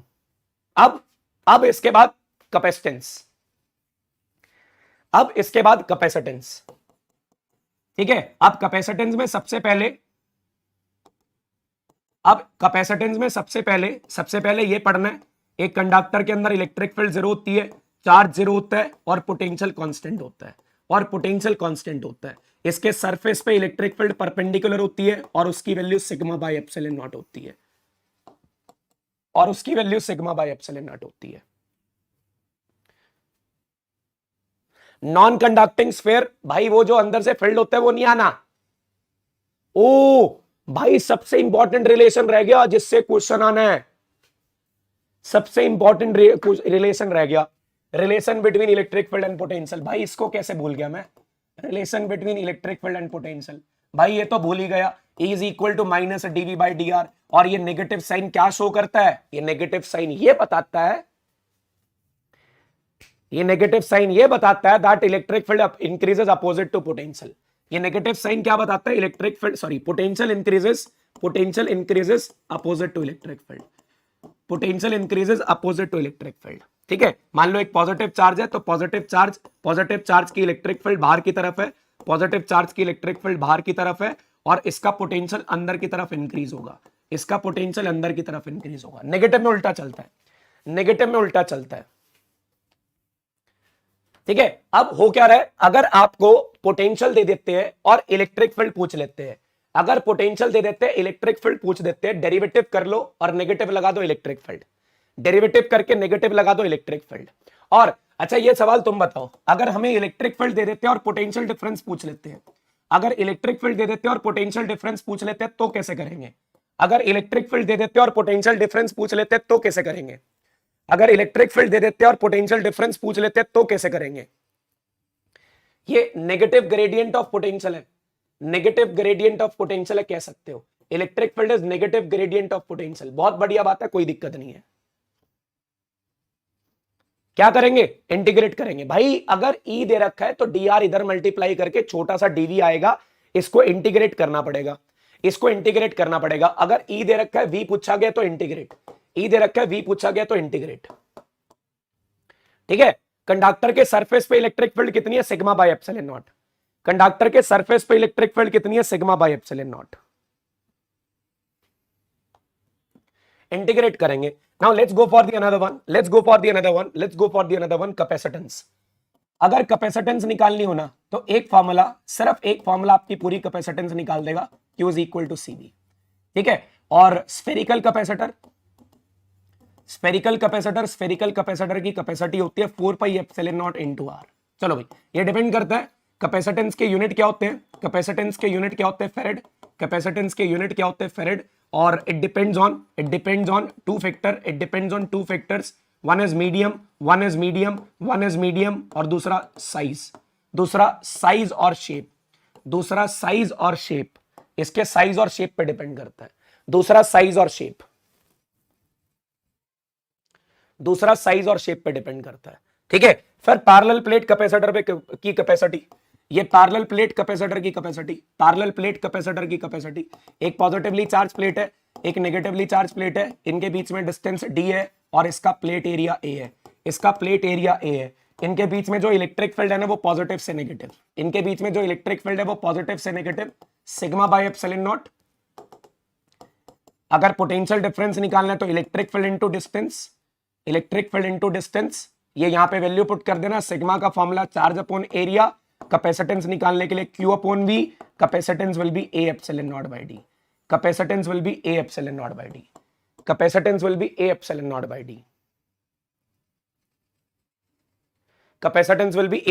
Bye D in a medium. अगर मीडियम की बात कर रहा हूं तो मीडियम में जो कैपेसिटी होगी ना वो K टाइम हो जाएगी, और K क्या चीज है, डाइलेक्ट्रिक कांस्टेंट। K क्या चीज है, डाइलेक्ट्रिक कांस्टेंट। इस K को हम डाइलेक्ट्रिक कांस्टेंट के नाम से जानते हैं। ठीक है, इस K को हम डाइलेक्ट्रिक कांस्टेंट के नाम से जानते हैं। और सीरीज में कैसे ऐड होते हैं, कैपेसिटेंस, इट इज रेसिप्रोकल करके ऐड करोगे, 1/CS is 1/C1 plus 1/C2 and so on. Parallel में कैसे ऐड करोगे, CP is equal to C1 plus C2 plus C3 and so on. और एनर्जी का फॉर्मूला क्या होता है, हाफ CV स्क्वायर या फिर half Q square by C, half CV square या फिर half Q square by C। और एनर्जी डेंसिटी क्या होती है, एनर्जी पर यूनिट वॉल्यूम, और इसका फॉर्मूला क्या होता है, और इसका फॉर्मूला क्या होता है, half epsilon not E square, half epsilon not E square. इसका फॉर्मूला क्या होता है, half epsilon not E square. Energy की डेरिवेशन सिलेबस में नहीं है, एनर्जी की डेरिवेशन सिलेबस में नहीं है, डू रिमेंबर एनर्जी की डेरिवेशन सिलेबस में नहीं है। ठीक है, चलो सीरीज हो गया, पैरेलल हो गया, एनर्जी निकाल ली, एनर्जी की डेंसिटी निकाल ली। इसके बाद आता है कॉमन पोटेंशियल। कुछ रह गया यार, इससे पहले कुछ रह गया हो तो बता दो। कॉमन पोटेंशियल पे चलते हैं, कॉमन पोटेंशियल पे चलते हैं। पहले 4 चैप्टर बहुत लेंथी है यार, कॉमन पोटेंशियल पे चलते हैं। अब जो कॉमन पोटेंशियल है ना भाई, देखो एक बॉडी से दूसरी बॉडी के अंदर चार्ज फ्लो होगा, कहां से कहां तक फ्लो होगा, हायर पोटेंशियल से लोअर पोटेंशियल। कब तक फ्लो होगा, जब तक दोनों का पोटेंशियल सेम ना हो जाए। तो यहाँ पे चार्ज Q1, इधर Q2, इधर Q1 डैश, इधर Q2 डैश, इनका चार्ज कंजर्व करा, कॉमन पोटेंशियल आ गया। कॉमन पोटेंशियल आ गया C1V1 plus C2V2 divided by C1 plus C2, C1V1 plus C2V2 divided by C1 plus C2 divided by C1 plus C2। Dielectric तो इसके बाद आएगा यार। एनर्जी लॉस का फॉर्मूला, एनर्जी लॉस का formula half of C1 C2 V1 minus V2 का whole square divided by C1 plus C2 divided by C1 plus C2। याद रखना फॉर्मूला, डेरिवेशन के चांसेस कम है, डेरिवेशन के चांसेस कम है, लेकिन डायरेक्ट फॉर्मूला आता है, डायरेक्ट फॉर्मूला आता है। डेरिवेशन भी आ सकती है, आपको करना क्या, फाइनल एनर्जी में से, सॉरी इनिशियल एनर्जी में से फाइनल एनर्जी माइनस कर देनी है। इनिशियल एनर्जी में से फाइनल एनर्जी को माइनस कर देना, इनिशियल एनर्जी में से फाइनल एनर्जी को माइनस कर देना।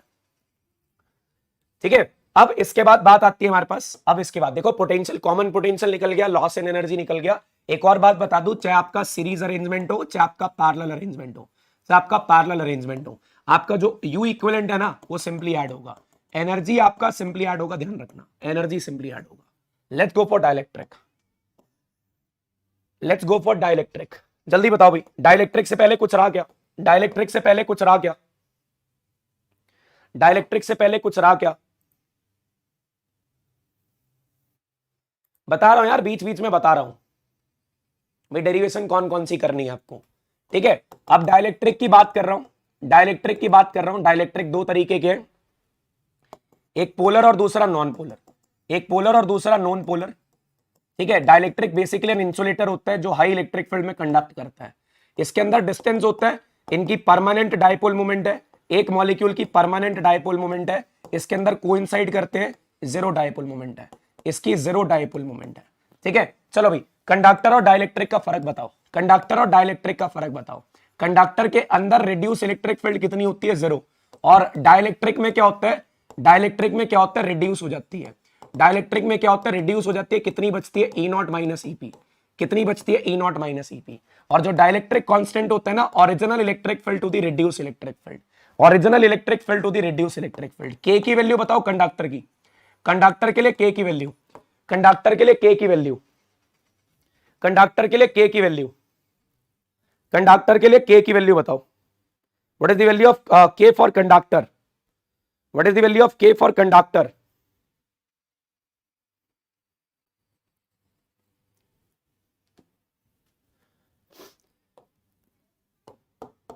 what is the value of k for conductor, it is infinite, बहुत बढ़िया, it is infinite, it is infinite, value of k is infinite for conductor, value of k is infinite for conductor, value of k is infinite for conductor, बढ़िया बात।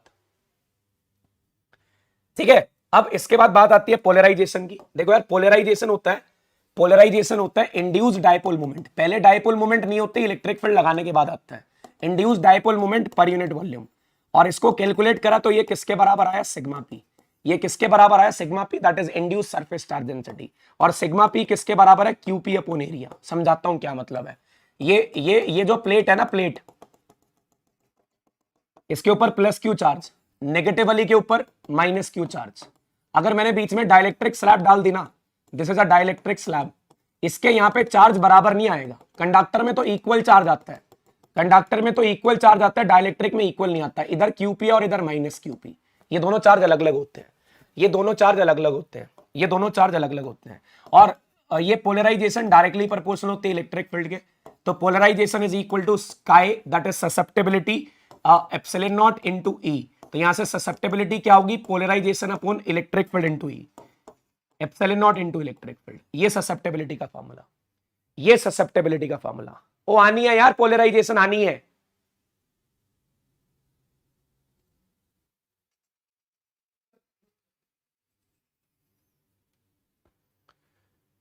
Battery without battery वाला आ रहा है यार, 1 minute में आ जाएगा, 1 minute में आ जाएगा। ठीक है, तो भाई अब यहां से के और काई का रिलेशन याद रखना, 1 प्लस के इज इक्वल टू काई, 1 plus chi is equal to K, sorry 1 plus chi is equal to K. ठीक है, चलो भाई capacitor with slab, capacitor with slab, capacitor with slab, अगर स्लैब डाल दी, कैपेसिटर विथ स्लैब। ठीक है भाई, देखो डेरिवेशन इंपॉर्टेंट है, ये दो डेरिवेशन इसमें बहुत ज्यादा इंपॉर्टेंट है। एक जनरल पॉइंट की इलेक्ट्रिक फील्ड, तीन है वैसे, जनरल पॉइंट की पोटेंशियल, जनरल पॉइंट का पोटेंशियल, और फिर उसके बाद इसके अंदर डायपोल की पोटेंशियल एनर्जी, और ये स्लैब। ठीक है, इसके अंदर इलेक्ट्रिक फील्ड देखो कैसे करते हो, पोटेंशियल डिफरेंस निकालना है। ये टोटल डिस्टेंस कितना है d, और इसका थिकनेस कितना है t, तो बाहर इलेक्ट्रिक फील्ड कितनी होती है E नॉट, डिस्टेंस होता है d माइनस टी, अंदर होती है E और डिस्टेंस है t, इस अंदर वाले का डिस्टेंस t, बाहर वाले का E not minus T, sorry d minus T. तो यहां से E नॉट बाहर निकाल लो, क्या बचेगा d minus T plus E upon E not into T, ये k हो गया, दिस इज E नॉट, और साथ में d minus T plus T by के, ये 1 बाई के हो गया, तो ये k हो गया। तो यहां से इलेक्ट्रिक फील्ड को पुट करा sigma by epsilon naught, sigma is charge upon area, तो यहां से Q is equal to CV लगाया, Q is equal to CV लगाया, तो C निकालने के लिए Q बाई V करा, तो ये कैपेसिटेंस आ गई A epsilon naught upon D minus T plus T by के, A epsilon naught upon D minus T plus T by के। ये काइंड ऑफ डेरिवेशन है, थोड़ा सा थ्योरी लिखना और डेरिवेशन कर देना, थोड़ा सा थ्योरी लिखना और डेरिवेशन कर देना। ठीक है, क्या काई की डेफिनेशन नहीं आएगी, ससेप्टेबिलिटी की डेफिनेशन नहीं आती, और k की वैल्यू इनफाइनाइट होती है कंडक्टर के लिए, k की वैल्यू इनफाइनाइट होती है कंडक्टर के लिए, तो इलेक्ट्रिक फील्ड आएगी A epsilon naught upon D minus T, A epsilon naught upon D minus T, electric field की value A epsilon naught upon D minus T. चलो अभी आ गया समझ, जल्दी से एक बार चले। अब बैटरी कनेक्टेड और डिस्कनेक्टेड पे चलते हैं, बैटरी कनेक्टेड और डिस्कनेक्टेड पे चलते हैं, आखिरी टॉपिक फिर चैप्टर खत्म, आखिरी टॉपिक फिर चैप्टर खत्म। 50 मिनट में 2 चैप्टर निपटा दिए, और सबसे लेंथी वाले।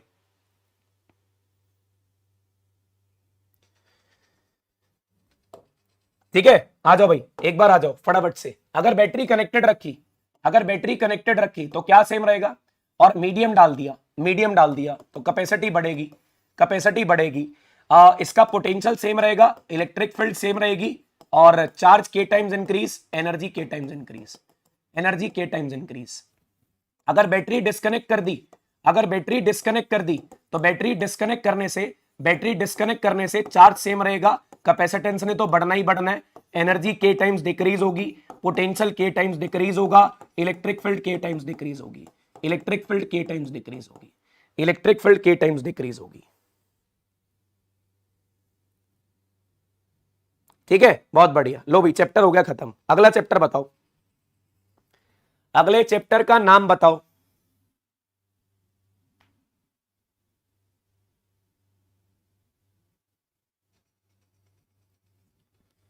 जल्दी से बताओ यार,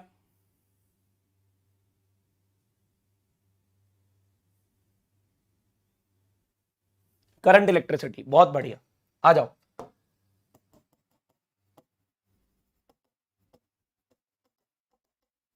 करंट इलेक्ट्रिसिटी में सबसे पहले निकलता है एवरेज चार्ज, एवरेज चार्ज का फॉर्मूला होता है delta Q by delta T, फिर आता है इंस्टेंटेनियस चार्ज, इंस्टेंटेनियस चार्ज किसके बराबर होता है D Q by D T, instantaneous charge किसके बराबर होता है D Q by D T, और फिर ओम्स लॉ आता है, ओम्स लॉ क्या है, V is equal to I R, R किसके बराबर होता है रो एल बाय, और फिर करंट डेंसिटी होती है, current density current per unit area, और इसको ऐसे भी लिख सकते हैं I is equal to J dot A, I is equal to J dot ए।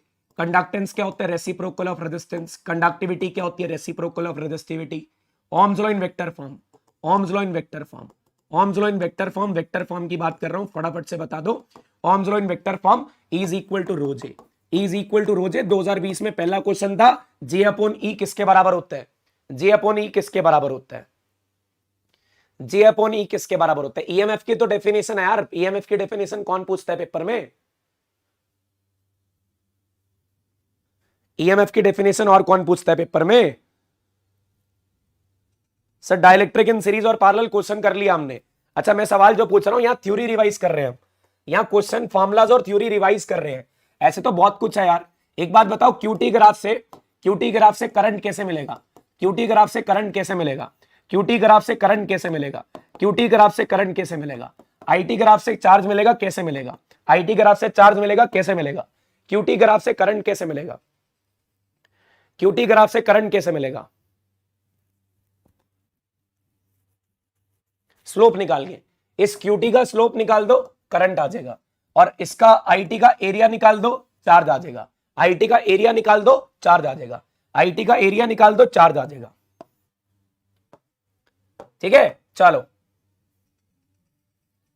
अब इसके बाद ड्रिफ्ट वेलोसिटी, इसके बाद ड्रिफ्ट वेलोसिटी याद रखना, इसके बाद ड्रिफ्ट वेलोसिटी कैसे लिखोगे, जो इनिशियल ड्रिफ्ट वेलोसिटी है ना, सॉरी जो इनिशियल वेलोसिटी है वो जीरो है, क्यों है, रैंडम मोशन की वजह से, इनिशियल वेलोसिटी जीरो है, क्यों है, रैंडम मोशन की वजह से।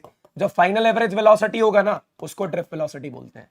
जब एक कंडक्टर के अंदर इनिशियल ड्रिफ्ट वेलोसिटी जीरो है, क्यों जीरो है, क्योंकि उसका रैंडम मोशन है, इलेक्ट्रॉन की एवरेज वेलोसिटी जीरो है, और फाइनल एवरेज वेलोसिटी को क्या बोला जाता है, drift velocity. It is the velocity with which electron drift towards the positive terminal of battery, it is the velocity with which the electron drift towards the positive terminal of battery. कैसे निकलता है, initial average plus acceleration into time, तो initial average तो zero था, initial average तो zero था, और acceleration into tau, ए tau आ गया, तो इसका जो एवरेज वेलोसिटी आया वो किसके बराबर आया, ए टाउ। जो एवरेज वेलोसिटी आया वो ए टाउ, तो इसका मतलब आप इसका जो ड्रिफ्ट वेलोसिटी आ रहा है वो ए tau, where tau is known as relaxation time, where tau is known as relaxation time, इसको हम relaxation time के नाम से जानते हैं, इसको हम relaxation time के नाम से जानते हैं, where this is known as relaxation time, इसको हम relaxation time के नाम से जानते हैं। ए टाउ इसका फॉर्मूला हो गया, ए टाउ इसका फॉर्मूला हो गया। ठीक है, अब ए निकालने के लिए क्या करोगे, फोर्स का फॉर्मूला क्या होता है, क्यूई, और फोर्स का फॉर्मूला एक और होता है एमए, फोर्स का फॉर्मूला एक और होता है एमए, तो यहां से इसको इक्वेट कराया तो क्यूई किसके बराबर हो गया, एम ए, और ए किसके बराबर हुआ, क्यूई बाई एम, क्योंकि यहाँ पे इलेक्ट्रॉन है, इलेक्ट्रॉन पे चार्ज कितना होता है, माइनस ई, इलेक्ट्रॉन पे चार्ज कितना होता है, माइनस ई, तो यहां से ड्रिफ्ट वेलोसिटी आ गई माइनस ई कैपिटली टाउ अपॉन में, माइनस ई कैपिटली टाउ अपॉन में। लो भाई बढ़िया बात, ड्रिफ्ट वेलोसिटी आ गई, ड्रिफ्ट वेलोसिटी आ गई। करंट डेंसिटी बता दिया यार, करंट पर यूनिट एरिया, ऐसे मत करो, करंट डेंसिटी बता दिया, करंट पर यूनिट एरिया ये रहा, it is current per unit area. ठीक है, ई कैपिटली टाउ अपॉन में। चलो भाई, relation between current and drift velocity, फिर से डेरिवेशन इंपॉर्टेंट है, relation between current and drift velocity. Current निकालने के लिए क्या करते हो, क्यू बाई टी। ठीक है, एक इलेक्ट्रॉन पे चार्ज कितना होता है, ई, नंबर ऑफ इलेक्ट्रॉन से मल्टीप्लाई, टाइम कैसे निकलेगा, distance upon drift velocity. Number of electron कैसे निकलेंगे, नंबर डेंसिटी इनटू वॉल्यूम, और वॉल्यूम कैसे आएगा, वॉल्यूम कैसे आएगा, एरिया इनटू लेंथ, वॉल्यूम कैसे आएगा, एरिया इनटू लेंथ। तो यहाँ पे ये वैल्यू पुट करके जो हमारा करंट के साथ रिलेशन आएगा NeAVD, करंट के साथ रिलेशन आएगा NeAVD, करंट के साथ रिलेशन आएगा NeAVD। अगर मैं VD की वैल्यू यहाँ पे पुट कर दूं, VD की वैल्यू ई कैपिटली टाउ अपॉन में एम है, और ई किसके बराबर होता है, V बाई एल। यहाँ पे VD की वैल्यू पुट करने के बाद ई की वैल्यू पुट करता हूं, तो मेरे पास यहां से जो आई का फॉर्मूला आएगा, जो आई का फॉर्मूला आएगा वो क्या होगा, N E square A tau upon में एम एल इंटू में वी। ठीक है, तो यहां से v किसके बराबर होगा, that is M L upon any square A tau into में आई। तो इधर से रेजिस्टेंस निकलता है M L upon any square A tau. ये तीनों डेरिवेशन इंपॉर्टेंट है, ड्रिफ्ट वेलोसिटी की, करंट और ड्रिफ्ट वेलोसिटी का relation, deduction of Ohm's law, deduction of Ohm's law, deduction of Ohm's law, M L upon any square A tau, M L upon any square A tau, M L upon any square A tau. तो resistance कितना आया, resistance कितना आया, M L upon any square A tau.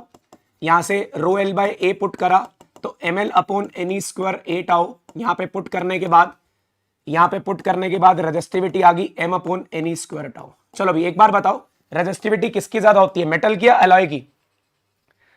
Resistivity किसकी ज्यादा होती है, metal की या एलॉय की? रेजिस्टिविटी किसकी ज्यादा होती है? मोबिलिटी भी बताते हैं यार, मोबिलिटी तो सिंपल सा फॉर्मूला बता देते हैं, पहले ये बताओ रेजिस्टिविटी किसकी ज्यादा होती है?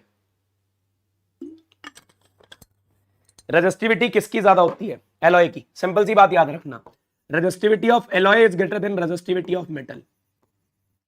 और टेम्परेचर डिपेंडेंस की बात करूं, टेम्परेचर डिपेंडेंस की बात करूं, टेम्परेचर डिपेंडेंस में, टेम्परेचर डिपेंडेंस में टेम्परेचर के बढ़ने से रिलैक्सेशन टाइम कम होता है। अगर रिलैक्सेशन टाइम कम हुआ तो रेजिस्टिविटी बढ़ेगी, R is equal to rho is equal to rho naught 1 plus alpha delta t. Rho is equal to rho naught 1 plus alpha delta t. Alpha is positive and high. Alpha is positive and high for conductors. Conductors के लिए बहुत बड़ा होता है. Alpha is negative and low. Alpha is negative and low for insulator. Sorry, positive and low and for alloy. Positive and low for alloy. And alpha is negative for semiconductor. Alpha is negative for semiconductor. Semiconductor के लिए लो negative होता है. Semiconductor के लिए negative होता है क्योंकि इसकी रेजिस्टिविटी टेम्परेचर के साथ गिरती है. जरा एक बार बताना, ये रेजिस्टिविटी और टेम्परेचर का वेरिएशन है. ये ग्राफ किस चीज का है? मेटल का, एलॉय का या सेमीकंडक्टर का है? मेटल का, एलॉय का या सेमीकंडक्टर का है? मेटल का, एलॉय का या सेमीकंडक्टर का है? मेटल का, एलॉय का या सेमीकंडक्टर का है?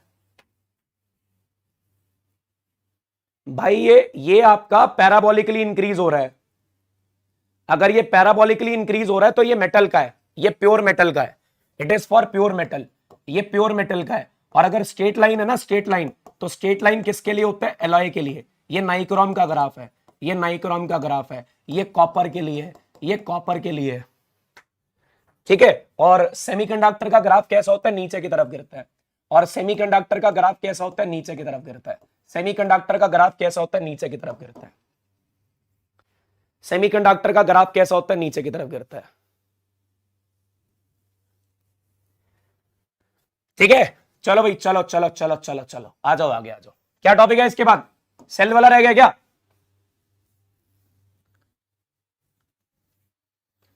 टॉपिक चेक कर लेते हैं यार. मेरे हिसाब से तो सेल वाला कुछ रहे ना.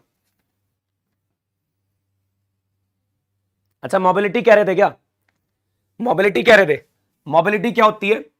मोबिलिटी क्या होती है? Drift velocity per unit electric field. Drift velocity per unit electric field. एक और टॉपिक आता है यार, limitation of Ohm's law. Limitation of Ohm's law. ठीक है. ये पीएन जंक्शन डायोड है. पीएन जंक्शन डायोड क्या करती है? ओम्स लॉ को फॉलो नहीं करती. ये फॉरवर्ड बाइसिंग, ये रिवर्स बाइसिंग, सबको ग्राफ बनाना आता है. ये ओम्स लॉ को फॉलो नहीं करती है. ठीक है. इसका एग्जांपल याद रख लेना, लिमिटेशन ऑफ ओम्स लॉ. ये PN junction diode Ohm's law को फॉलो नहीं करती. PN junction diode Ohm's law को फॉलो नहीं करती. सुपर कंडक्टिविटी बहुत आसान है यार. अगर टेम्परेचर बढ़ाते हो तो रेजिस्टेंस बढ़ता है. अगर टेम्परेचर कम करोगे तो रेजिस्टेंस कम होगा. Conductor with zero resistance is called super conductor. Conductor with zero resistance is called super conductor. उसे क्या बोलते हैं? Super conductor. ठीक है. याद रखना, the phenomena of completely loss of resistivity, the phenomena of completely loss of resistivity is called super conductivity. और ये जो मरकरी है ना, मरकरी, इस मरकरी का सुपर कंडक्टिविटी कहां पे आता है? 4.2 केल्विन पे. इसका सुपर कंडक्टिविटी आता है 4.2 केल्विन पे.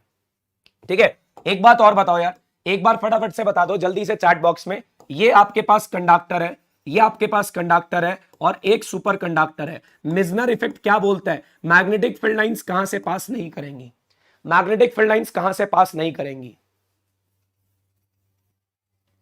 मैग्नेटिक फील्ड लाइंस कहां से पास नहीं करेंगी? यार वोटर वोल्टामीटर भी है, बहुत सारे एग्जांपल हैं, ऐसे तो लड़ाई हो जाएगी. वोटर वोल्टामीटर भी है, ये भी एग्जांपल है.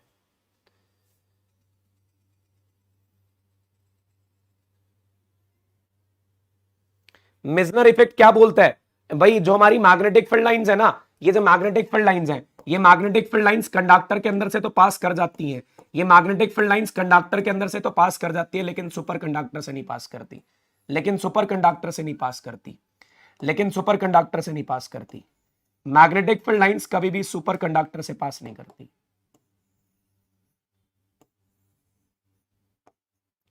No magnetic field line can pass through the super conductor.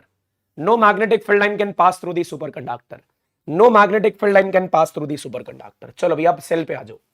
अब एक सेल पे आ जाओ. The resistance offered by the electrolyte is called internal resistance.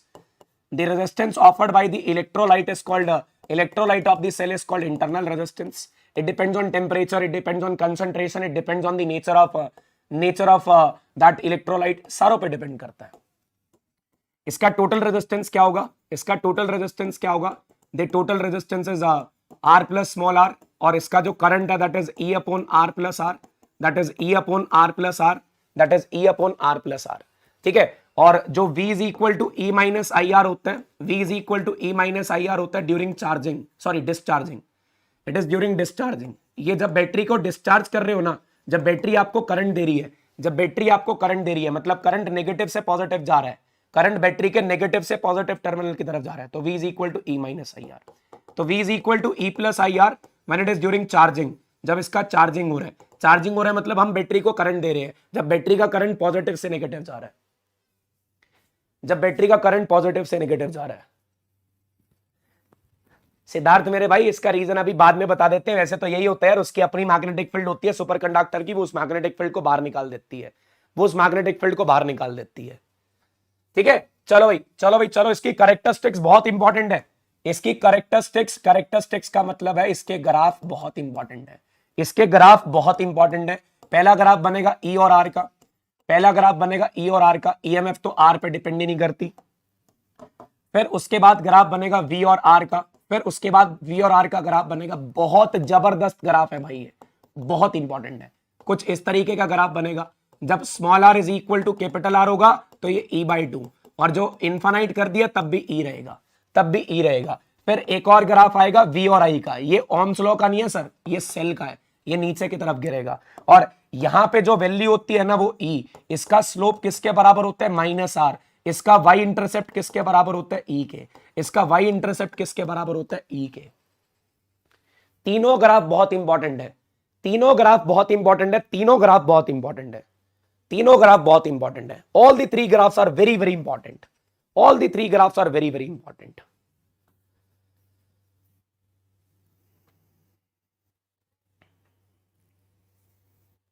चलो सेल्स इन सीरीज पे आते हैं।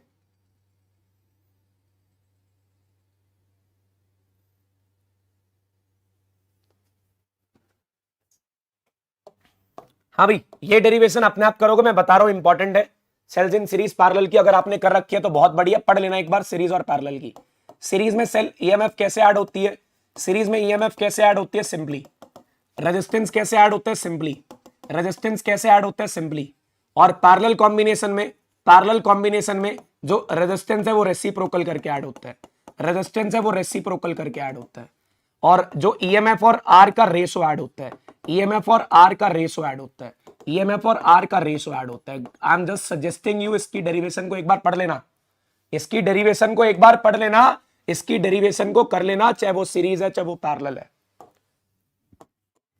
ठीक है, 4.6 के लाइक 5000 पहुंचा दोगे, लग तो रहा है यार आज, लग तो रहा है आज। आओ भाई आइडेंटिकल सेल्स पे, आइडेंटिकल सेल्स पे आओ, फटाफट से बताओ आइडेंटिकल सेल्स पे। आइडेंटिकल सेल्स में एक जैसे दिखने वाले सेल्स में, एक जैसे दिखने वाले सेल में अगर मैंने सीरीज कॉम्बिनेशन करा तो इसका ई इक्विवेलेंट एन ई, इसका आर इक्विवेलेंट एन आर, और इसका एन आर सॉरी, और इसका एक्सटर्नल रेजिस्टेंस क्या होगा, कैपिटल आर। तो इसका जो करंट निकालना है that is n E upon n r plus capital R. चलो भाई, मैक्सिमम करंट कब होगा, मैक्सिमम करंट कब होगा, मैक्सिमम करंट कब होगा, मैक्सिमम करंट कब होगा, जल्दी से चैट बॉक्स में।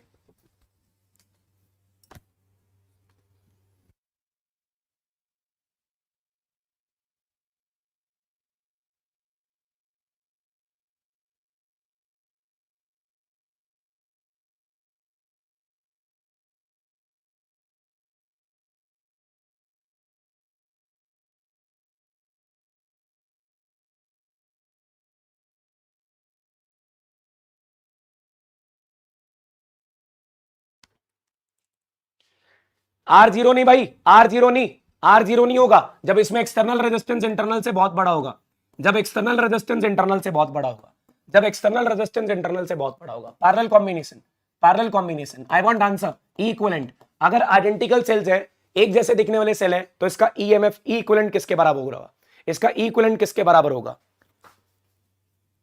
इसका ई इक्विवेलेंट किसके बराबर होगा, इसका ई इक्विवेलेंट किसके बराबर होगा। I want answer. R equivalent मुझे आता है, आर इक्विवेलेंट मुझे आता है r by n. External resistance मुझे पता है कैपिटल आर, एक्सटर्नल रेजिस्टेंस मुझे पता है capital R. What about the current, current किसके बराबर होगा, इसका ईएमएफ किसके बराबर होगा, that is EMF of one cell, that is equal to EMF of one cell, E upon r by n plus capital R.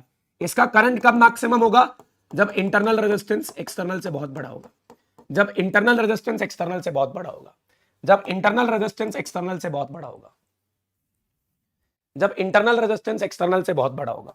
चलो आगे आगे चलेंगे, ठीक है। दैट इज फॉर, आ जाओ अभी फटाफट से, एक बार आ जाओ। अब पावर, पावर एंड हीट, पहले हीट की बात करता हूं, पहले हीट की बात करता हूं। I square R T, V square upon R T, या फिर वी आई टी, या फिर वी आई टी, ठीक है। पावर की बात आएगी, पावर होगा हमारे पास, पावर होगा हमारे पास I square R, V square upon R, V square upon R और वी आई। सीरीज में पावर रेटिंग कैसे ऐड होती है, सीरीज में पावर रेटिंग कैसे ऐड होती है, रेसिप्रोकल करके। कैसे ऐड होती है, रेसिप्रोकल करके। और पैरेलल में पावर कैसे ऐड होती है, पैरेलल में पावर कैसे ऐड होती है, it is simply P1 plus P2, P1 plus P2। Resistance से उल्टा चलता है, पहले रेजिस्टेंस भी बता देता हूं यार, पहले रेजिस्टेंस भी बता देता हूं, वैसे तो तुम्हें पता होगा। रेजिस्टेंस अगर सीरीज में ऐड करना हो, सीरीज में कैसे ऐड होता है, R1 plus R2 plus R3।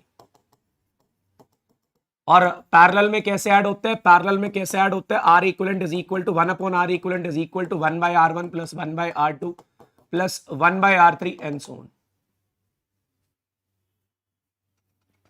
ठीक है, चलो भी, चलो चलो चलो चलो पावर ऑफ अ सेल निकालेंगे, आ जाओ। Power of a cell, power of a cell याद करेंगे, पावर ऑफ अ सेल याद करेंगे। पावर ऑफ अ सेल क्या होता है, E square upon R, capital R plus small R का होल स्क्वायर। कैपिटल, वैसे तो यार पावर का फॉर्मूला क्या होता है, पैसे पावर का फॉर्मूला क्या होता है, आई स्क्वायर आर, और आई किसके बराबर होता है, E upon capital R plus small R. तो पावर क्या आ जाएगी, E square R upon capital R plus small R का होल स्क्वायर। ठीक है, मैक्सिमम पावर कब होती है, पावर इज मैक्सिमम, फटाफट से, power is maximum. Maximum power कब होगी, मैक्सिमम पावर कब होगी,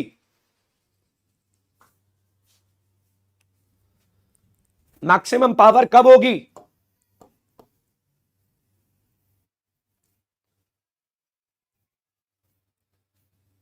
अरे नहीं यार, पावर मैक्सिमम की कंडीशन बताओ, जब छोटा आर बड़े आर के बराबर, छोटा आर बड़े आर के बराबर।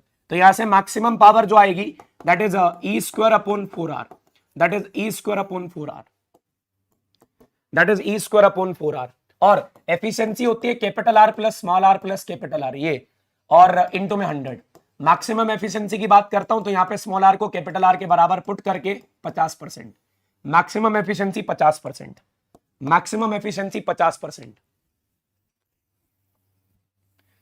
Maximum efficiency 50%, maximum efficiency 50%। ठीक है, अब इसके बाद क्या चल रहे हैं भाई, इसके बाद आते हैं हमारे पास Kirchhoff's current law, Kirchhoff's current law. अगर रेजिस्टेंस, पहले किरचॉफ्स करंट लॉ क्या बोलता है भाई, summation of all the current is equal to 0, incoming current is equal to outgoing current, incoming current is equal to outgoing current, incoming current is equal to outgoing current. भाई ये किसके ऊपर based है, conservation of, जल्दी से बताओ, it is based on conservation of dash, it is based on conservation of dash, answer चाहिए, it is based on conservation of dash, answer चाहिए।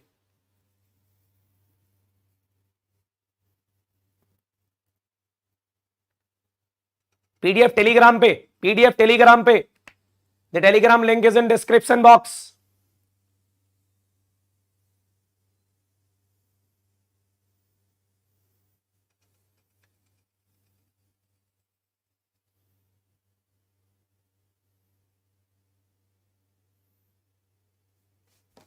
It is based on conservation of charge, it is based on conservation of charge, it is based on conservation of charge। यही बात। KVL, KVL की बात करता हूं, KVL की बात करता हूं, केवीएल में नेट पोटेंशियल ड्रॉप जितने भी आएंगे सबका सम 0। It is based on conservation of energy, it is based on conservation of energy, it is based on conservation of energy.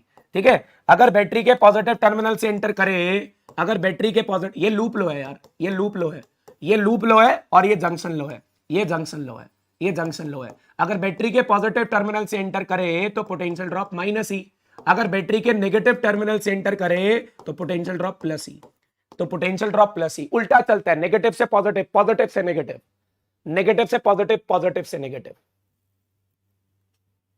ठीक है, ने पॉजिटिव से एंटर कर रहे हो माइनस ई, नेगेटिव से एंटर कर रहे हो प्लस ई, नेगेटिव से एंटर कर रहे हो प्लस ई।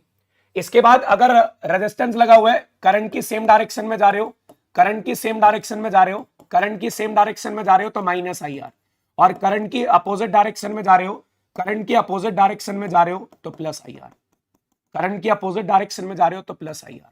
लो भाई फटाक से किरचॉफ लॉ खत्म। फिर आया व्हीटस्टोन, फिर आया व्हीटस्टोन ब्रिज। ऐसे तुम्हारे को फिजिक्स याद होगी ना जिस दिन, भाई साहब तुम मेरे जड़ में दूसरा राधिका क्लासेस खोल दोगे। ठीक है चलो, 4 रेजिस्टेंस का अरेंजमेंट है, बैलेंस कंडीशन पे बेस्ड है, बैलेंस कंडीशन पे बेस्ड है, बैलेंस कंडीशन पे बेस्ड है, बैलेंस कंडीशन पे बेस्ड है। ये रेजिस्टेंस पी, ये क्यू, ये आर और ये एस। लो भाई एक बैटरी लगेगी, एक बैटरी लगेगी और यहां से बैटरी के साथ रियोस्टाट लगेगा, बैटरी के साथ रियोस्टाट लगेगा।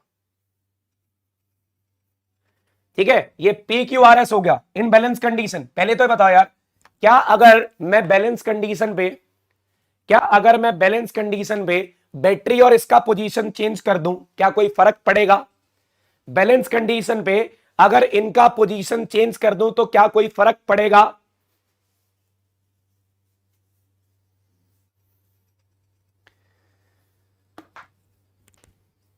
ठीक है, याद रखना in balance condition, balance condition में क्या होगा, बैलेंस कंडीशन में जाके P by Q is equal to R by S, P by Q is equal to R by S. नहीं पड़ेगा, कर सकते हो आप चेंज, बैलेंस कंडीशन पे जाके इसको चेंज कर सकते हो, बैलेंस कंडीशन पे जाके इसको चेंज कर सकते हो, कोई दिक्कत नहीं। अगला चैप्टर खत्म हो गया, चैप्टर खत्म, चैप्टर खत्म। 1 घंटा 15 मिनट, उसमें से 5 मिनट लेट शुरू किया था। 1 घंटा 10 मिनट 3 चैप्टर खत्म, 1 घंटा 10 मिनट 3 चैप्टर खत्म। बताओ कौन सा टॉपिक छोड़ा? कोई ऐसा टॉपिक नहीं है जो हमने छोड़ा हो, कोई ऐसा टॉपिक नहीं है जो हमने छोड़ा हो। Metre bridge is not in syllabus, metre bridge is not in syllabus. ना मीटर ब्रिज है ना पोटेंशियोमीटर है। मोबिलिटी हो तो गई यार, drift velocity per unit electric field.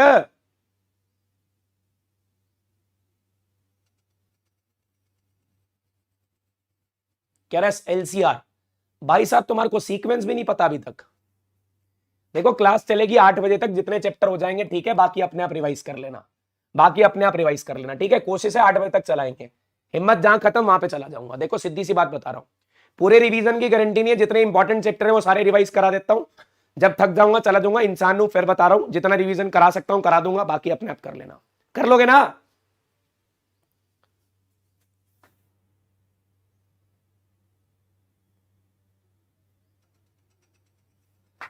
कर लोगे भाई, कर लोगे? थोड़ा सा जोश दिखाओ यार चैट बॉक्स में, पेपर अच्छा होगा, गारंटी है, गारंटी के साथ बोल रहा हूं।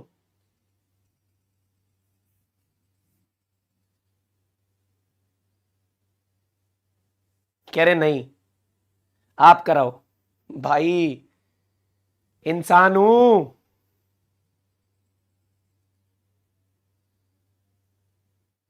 चलो पहले पोल डाल दो यार, कौन सा कर, मतलब पोल तो डालते, पहले बताओ कौन सा कराना है, पहले बताओ कौन सा कराना है, कौन सी चैप्टर, कौन सा चैप्टर कराएं पहले। 5000 लाइक हो गए, पूरे 5000 लाइक हो गए। यस यस, पहले कौन सा चैप्टर कराएं?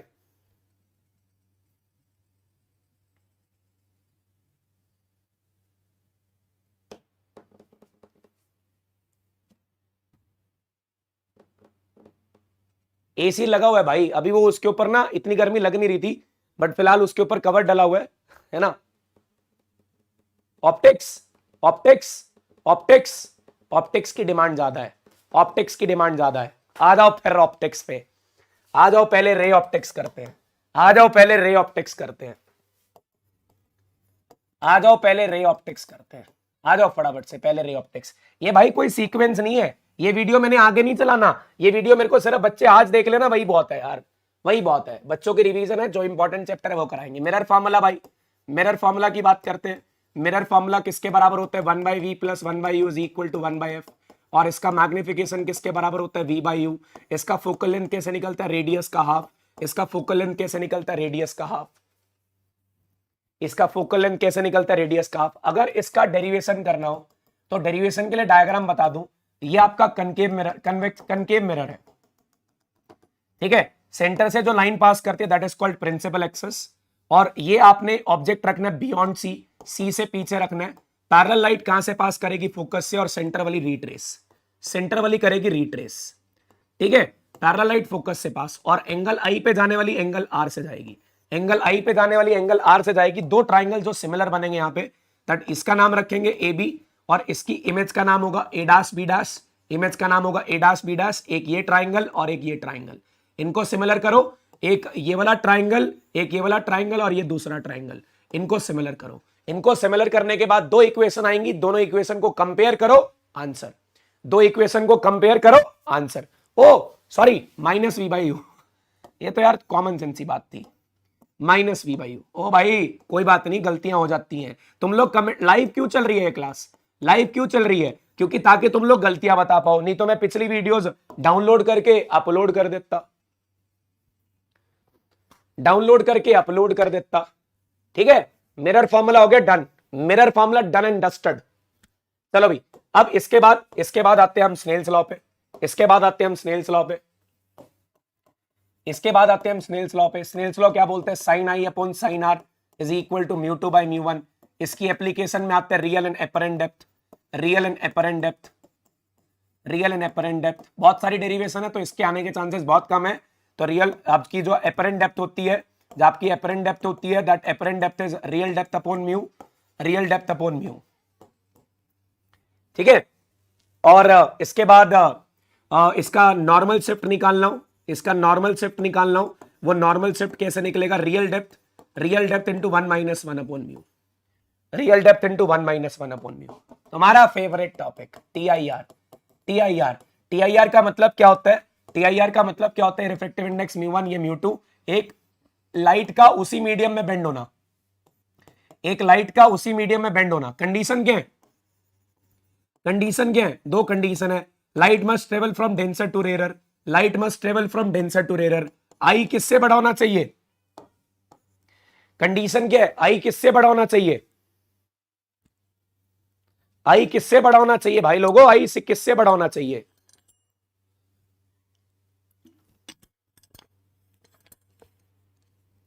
आई किससे बड़ा होना चाहिए? क्रिटिकल एंगल से। आई किससे बड़ा होना चाहिए? क्रिटिकल एंगल से। I should be greater than critical angle. और साइन आईसी का फॉर्मूला होता है mu one by mu two, या फिर अगर एयर में बात कर रहे हो तो साइन आईसी का फॉर्मूला होता है 1 बाई म्यू। साइन आईसी का फॉर्मूला होता है 1 बाई म्यू, साइन आईसी का फॉर्मूला होता है 1 बाई म्यू। हाँ, क्रिटिकल एंगल से बड़ा होना चाहिए। अच्छा एक बात बताओ, एक बात बताओ, ये सवाल अच्छा है, ये सवाल अच्छा है। एट क्रिटिकल एंगल, अगर क्रिटिकल एंगल की बात कर रहा हूं तो क्रिटिकल एंगल पे एंगल ऑफ रिफ्रैक्शन कितना होगा? क्रिटिकल एंगल पे एंगल ऑफ रिफ्रैक्शन कितना होगा? क्रिटिकल एंगल पे एंगल ऑफ रिफ्रैक्शन कितना होगा? क्रिटिकल एंगल पे एंगल ऑफ रिफ्रैक्शन कितना होगा? क्रिटिकल एंगल पे एंगल ऑफ रिफ्रैक्शन कितना होगा? 90 डिग्री। बहुत बढ़िया। क्रिटिकल एंगल पे एंगल ऑफ रिफ्रैक्शन कितना होगा? 90 डिग्री। जी बात, बहुत बढ़िया। Refraction through surfaces, refraction through surfaces, refraction through surfaces, through spherical surfaces, ठीक है। 6 केसेस हैं और इनके रिजल्ट सेम है, इनके रिजल्ट सेम है।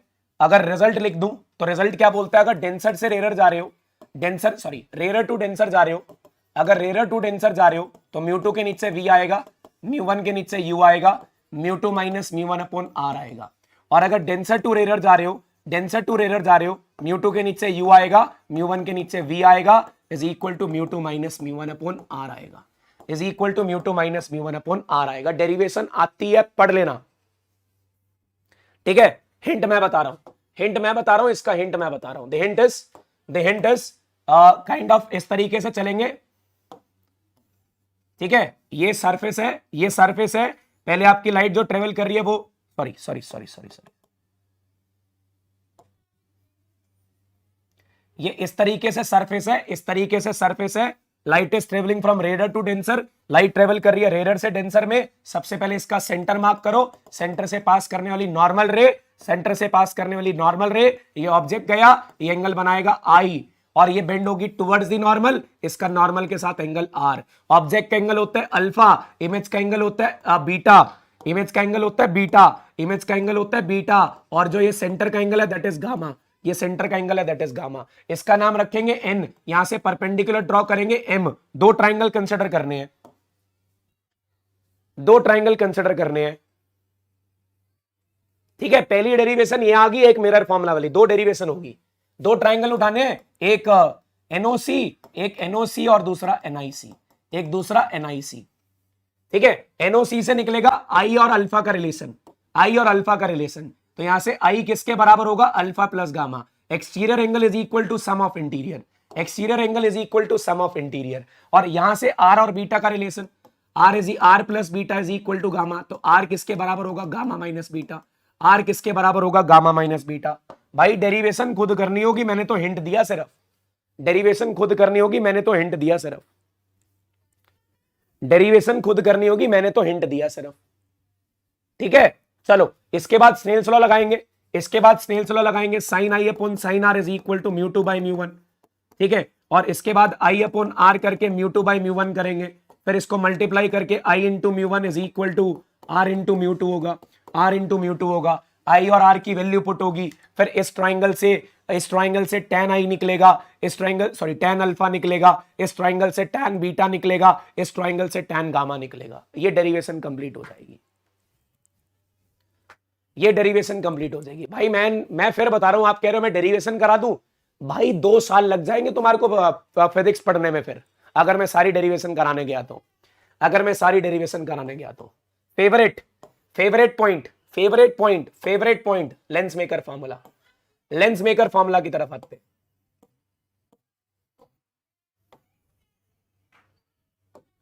लेंस मेकर फॉर्मूला की तरफ आते हैं।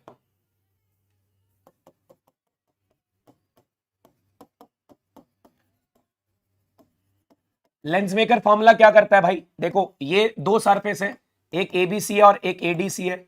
ये ऑब्जेक्ट यहां पे पड़ा था, लाइट यहां पे गई, बेंड होगी, ये यहां आई डैश पे मीट करती, लेकिन इसको बीच में दोबारा इसने बेंड कर दिया, इसमें बीच ने दोबारा इसको बेंड कर दिया। चलो भाई इसका डिस्टेंस u, इसका डिस्टेंस v डैश और इसका डिस्टेंस v। पहला सरफेस है एबीसी, एबीसी के लिए रेयर टू डेंसर जारी है, एबीसी के लिए रेयर टू डेंसर जारी है। एबीसी के लिए ऑब्जेक्ट o है, इमेज आई डैश है। एबीसी के लिए ऑब्जेक्ट o है, ऑब्जेक्ट का डिस्टेंस u है और इसका इमेज आई डैश है, और इसका इमेज आई डैश है। इसका ऑब्जेक्ट o है, इसका ऑब्जेक्ट o है और इमेज आई डैश है, और इमेज आई डैश है। जल्दी बता सकते हो, ये जो एडीसी है, एडीसी है, इसके लिए लाइट बाहर से अंदर आ रही है, सॉरी अंदर से बाहर आ रही है, तो डेंसर टू रेयर। इसका ऑब्जेक्ट कौन है, एडीसी का ऑब्जेक्ट कौन है, एडीसी का ऑब्जेक्ट कौन है, एडीसी का ऑब्जेक्ट कौन है। ये कंसेप्ट बहुत तगड़ा है यार, ये कंसेप्ट बहुत तगड़ा है।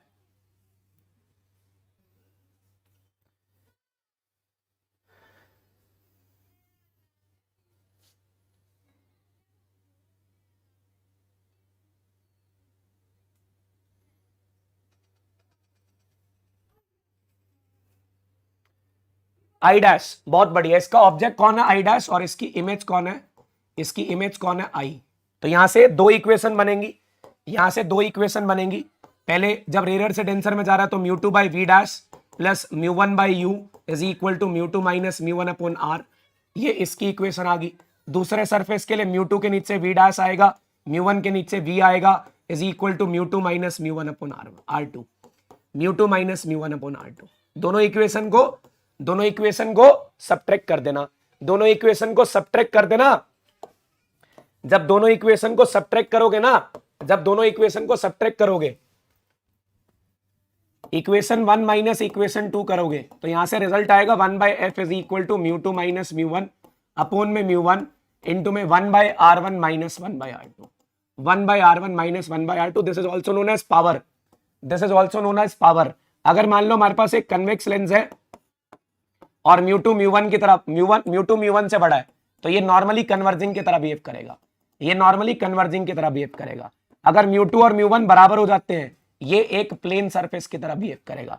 व्हाट हैपन अगर म्यू टू म्यू वन से छोटा हो जाता है, अगर म्यू टू म्यू वन से छोटा हो जाता है, मतलब अगर बाहर वाले मीडियम का रिफ्रैक्टिव इंडेक्स बड़ा हो जाता है, अगर बाहर वाले मीडियम का रिफ्रैक्टिव इंडेक्स बड़ा हो जाता है, तो ये किस तरह बिहेव करेगा, तो ये किस तरह बिहेव करेगा। ऐड करनी है क्या, सबट्रैक्ट करनी है यार, सबट्रैक्ट करनी है। सब्ट्रैक्ट करनी है।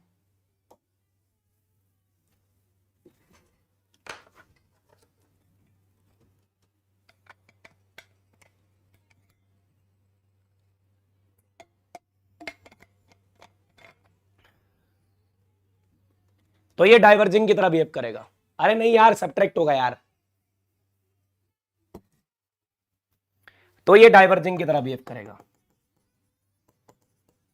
तो ये डाइवर्जिंग की तरह बिहेव करेगा। ठीक है, आगे बात समझ।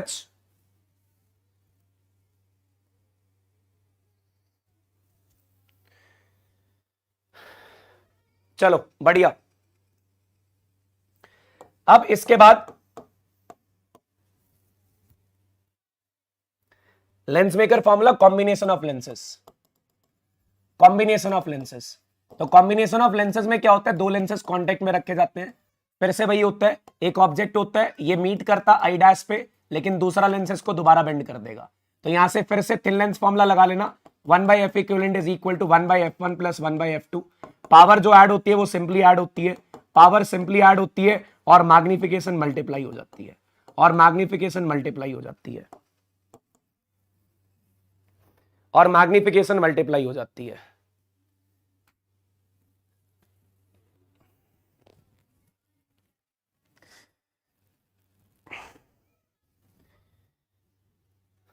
यार रियली सॉरी यार, बट मैं इससे आगे बोल नहीं पाऊंगा।